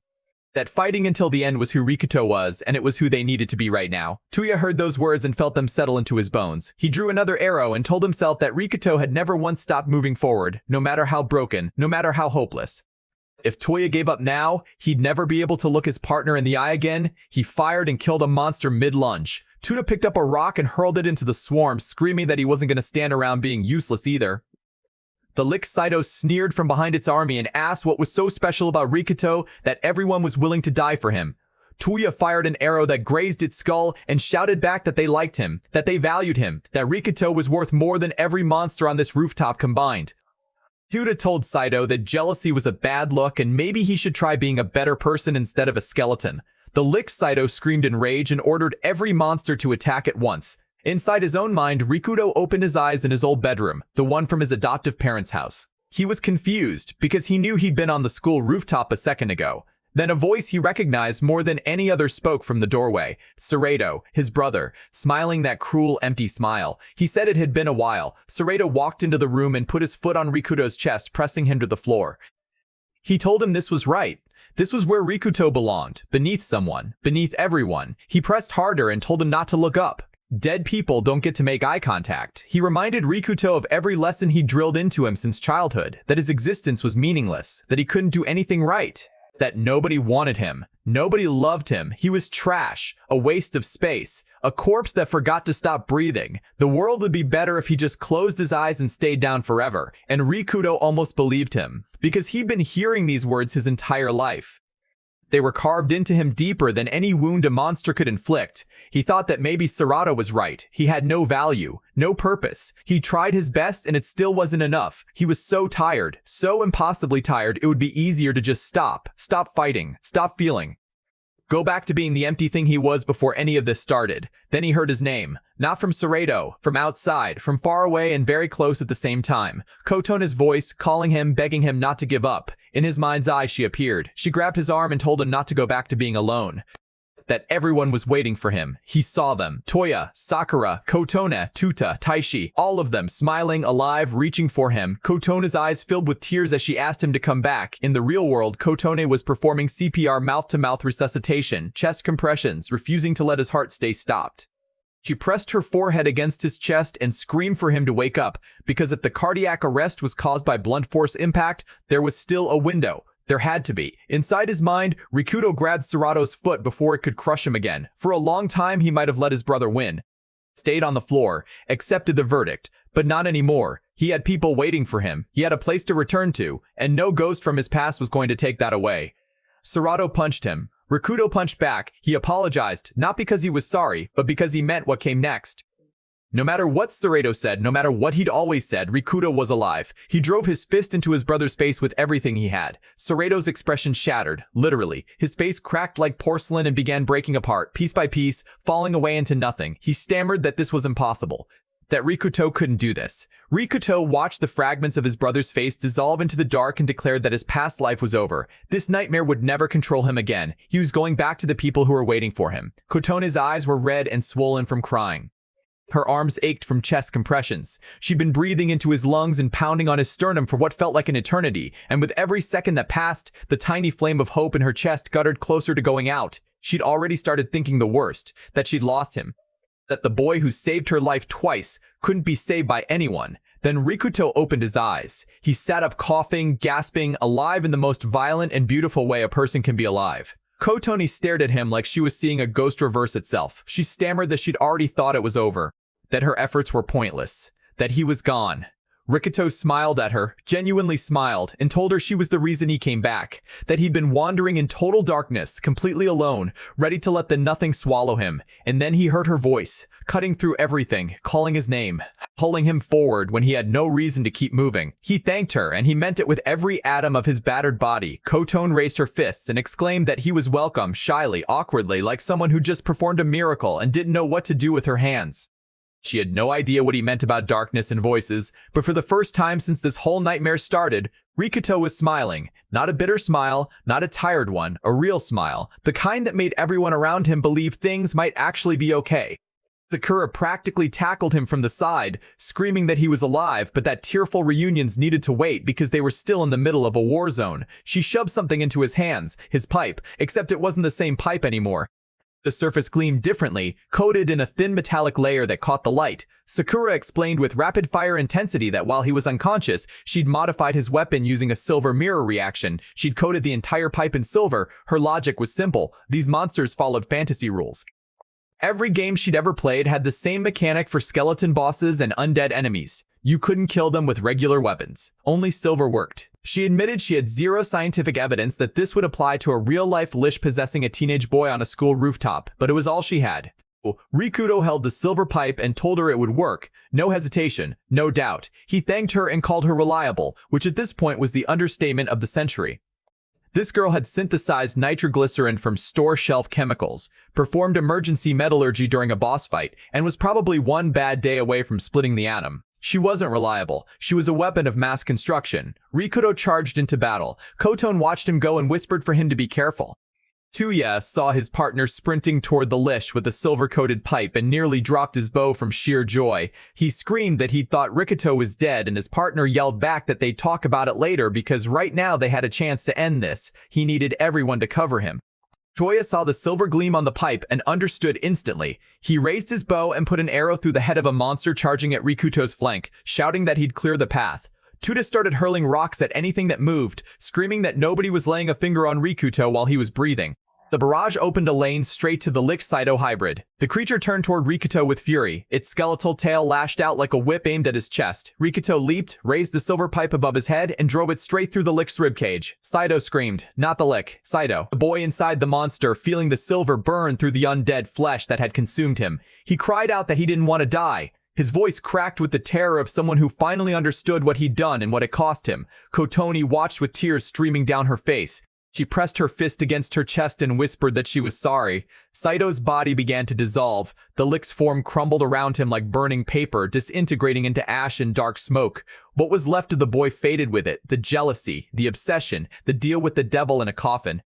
All of it dissolved into nothing on a blood-soaked rooftop while the girl he'd destroyed himself trying to possess cried for the person he used to be. Toya spun around and shouted in disbelief. Every monster on the rooftop was gone, vanished into thin air.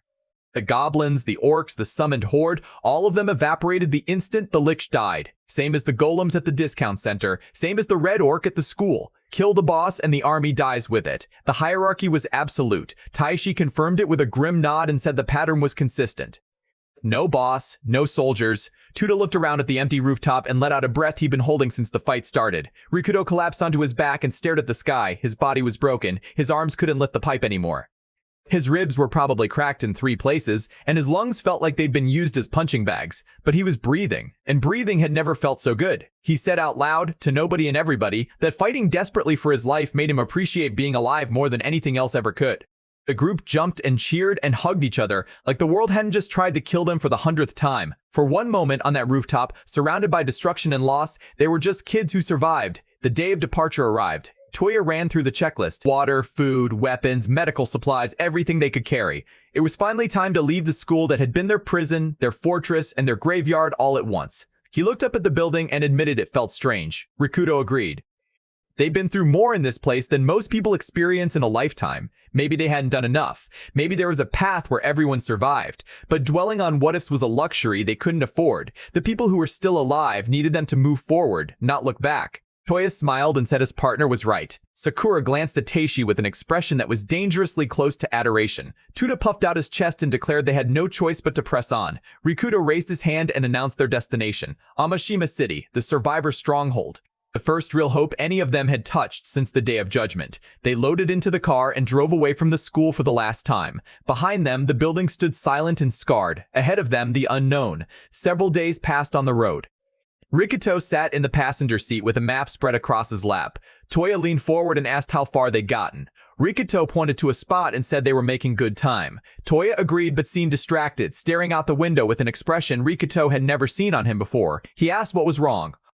Toya said he'd been thinking about his little sister, the one he'd mentioned before. They weren't related by blood and had been separated in childhood due to family circumstances, but she lived near Amashima. He'd been hoping she evacuated safely when the disaster hit. But the deeper they drove into this ruined world, the harder it was to hold on to that hope. Kotoni watched Tuya from the back seat. His reflection in the window looked like a completely different person from the confident archer she'd come to rely on. Rikuto folded the map and told his partner not to worry. Toya asked what made him so sure his sister was okay. Rikuto grinned and pointed out that she was Tuya's sister, which meant she was exactly as stubborn and hard to kill as he was. If a fool like Tuya could survive this long against everything the world threw at him, his sister was probably doing just fine. Tuya shot him a look and said he was hearing this from a fellow fool, but the tension in his shoulders released just a fraction. He leaned forward, braced his hands on the seats, and said they should focus on getting to Amashima first. Everything else came after. The group laughed and agreed, and for a few minutes the car felt almost normal, just friends on a road trip. If you ignored the burning skyline and the occasional dragon, Taishi killed the mood. He was staring out the rear window and announced, voice tight as a wire, that they had company. Everyone turned. A shadow crossed the sky behind them, and then the shadow got bigger. A wyvern. Massive. Wingspan wide enough to blot out the sun. It spotted the car and let out a roar that rattled the windows and vibrated in their bones. Toya stuck his head through the sunroof and confirmed it was flying straight at them. Sakura screamed that the thing was enormous and closing fast. Toya dropped back inside and told Koton to floor it. She did. These things weren't just big, they were fast. The wyvern closed the distance like the car was standing still. It hovered directly above them and roared so hard the chassis shook. Tuta was pressed into the back seat, screaming that the monster was going to eat them like a drive-through meal. Toya spotted a highway interchange ahead and screamed for Koton to take the exit ramp now. She cranked the wheel and the car rocketed down the off-ramp at an angle that should have flipped them. The wyvern, too massive to follow the tight curve, overshot and roared in frustration. The group cheered for about 2 seconds before realizing it was turning around. Toya growled that the thing was persistent. Rakuto said if they couldn't outrun it, they'd have to fight it. Toya tried firing an arrow from the sunroof, but the shot bounced off the wyvern's skull like a pebble off a tank. He dropped back inside and admitted his arrows were useless against something that size. Kotoni used the tight streets to her advantage, threading the car through narrow gaps between pillars and buildings. The wyvern, too bulky to maneuver in confined spaces, slammed its head into a concrete column trying to follow. Tuya cheered her driving skills. Sakura called her a legitimate race car driver. Kotoni laughed nervously, still white-knuckling the steering wheel at 90 kilometers per hour through an apocalyptic city. Then the car died. Koton slammed the gas. Nothing. The engine had given out. After days of driving through monster-infested terrain, the vehicle had finally called it quits. Rikuto asked if their engine had seriously just broken down after everything they'd survived. The wyvern roared behind them and charged. Rikuto ordered everyone out. They scattered on foot as the wyvern swooped over the car, talons raking the roof. Sakura tripped and fell. The wyvern circled back toward her and she looked up at it with wide eyes, too terrified to move. Rikuto sprinted back, scooped her off the ground and ran with her in his arms. Teishi jammed a rock into the wyvern's mouth as it snapped at them, buying a crucial second. Tuya found an angle and fired an arrow that pierced the wyvern's eye. It shrieked and reared back in pain. They ran. But when Rikuto stopped and looked up, his stomach dropped. The sky was full of them. Yeah, half a dozen wyverns circling overhead. They hadn't stumbled into a random encounter. They'd driven straight into a nesting territory. The wounded wyvern behind them called for backup, and the backup had arrived with friends. The group was surrounded on all sides. Wyverns on the ground, wyverns in the air, nowhere to run. Rikuto shielded Kotona behind him and prepared for the end. A flare shot into the sky and detonated above their heads in a blinding white explosion. Every wyvern flinched, looked up at the shiny burst of light, and launched into the air chasing it. The beasts scattered upward, mesmerized by the glow, abandoning their prey in an instant. Rikuto asked in disbelief if the wyverns had actually retreated. Tuya screamed, asking what that flash was. A motorcycle engine growled behind them and a girl pulled up on a beat-up bike, silver hair whipping in the wind. She leaned against the handlebars and announced she'd barely made it in time. The group stared at her. An actual living human, on a motorcycle, with weapons and attitude. Her name was Ginkgo. She explained quickly and without warmth that wyverns love shiny things. Like birds collecting trinkets, they were hardwired to chase anything bright and reflective. The flare gun would buy them minutes, not hours. The wyverns would be back, which meant they needed to move immediately, or they'd become the second course. Koton looked at her with admiration. Tuya asked what they should do. Ginkgo snorted and told them to follow her or become monster food. Their choice. Rikuto said they didn't have a better option. Tuya agreed. The group ran after the silver-haired girl who'd saved their lives without being asked and seemed deeply annoyed about it. They reached an underpass just as the wyverns returned. Sakura was the last one sprinting for the entrance, screaming that she wasn't going to make it. A wyvern dove toward her, and she threw herself through the gap at the last second. The creature jammed its head into the opening, but couldn't fit its body through. Sakura sat on the ground, gasping, and announced she'd almost died again. Ginkgo called them all fools, said that only complete idiots would drive a car through wyvern territory like they were taking a Sunday cruise. Tuya protested that they had no idea the wyverns were there. Ginkgo responded that not knowing was exactly what made them fools. Rikuto stepped forward. He told Ginkgo he didn't know why she'd helped them, but he was grateful. She snorted, turned away, and told them to follow her. They'd see where she was taking them soon enough. They walked through darkened tunnels that Ginkgo navigated with practiced confidence. Rikuto asked if she was sure this route was safe, and she said her people had already cleared the monsters from this section. Then she dropped a piece of information that made everyone's head snap toward her. They weren't the only ones heading to Amashima. Another group had passed through before them, a large one, better armed than Rikuto's crew by a significant margin. Sakura nearly cried with happiness. More survivors. Kotona smiled for the first time in what felt like days and said it was wonderful news. Tuya admitted he'd been afraid they wouldn't find anyone else alive, but it seemed the world wasn't as empty as they feared. He glanced at Rikuto with a look that said, "This changes things." After more walking, Sakura asked how much farther because her legs were about to secede from her body. Then they saw light ahead. The tunnel opened into a large underground station that had been converted into a full camp. Dozens of people, tents, supplies. Fires for light. Tuda exclaimed that this was the other group. Sakura asked if they'd built a base underground, calling it brilliant. They climbed up into the camp and the atmosphere hit them immediately. Something was wrong, not with the infrastructure. The camp was well organized, supplies were distributed, people had jobs, but the mood was suffocating. The survivors sitting around the fires weren't relieved. They were scared, not of the monsters outside, of something inside. A man named Ijima spotted Jinko and stormed toward her, furious. He grabbed her shirt and demanded to know why she'd come back when she was supposed to be hunting. He threatened her, asking if she'd forgotten what happened to people who broke the rules. His tone made it clear the punishment involved more than a scolding. He raised his fist to hit her. Rikuto's pipe was at Ejima's face before the fist could fall. He told the man to let her go. Taishi grabbed Ejima's shoulder from behind and squeezed hard enough to make the man's knees buckle. Ejima's crew pulled weapons and rushed forward, but a voice cut through the tension like a blade. Hazaki, the leader. He appeared from the crowd and ordered everyone to stop. Ijima flinched at the sound of his name and immediately backed down, stammering apologies. Hizaki smiled at Rikuto's group with the kind of charm that could sell ice to a glacier, apologized for his subordinates' behavior, and asked who they were. Tuya explained they were heading to Amashima. Hizaki's eyes lit up.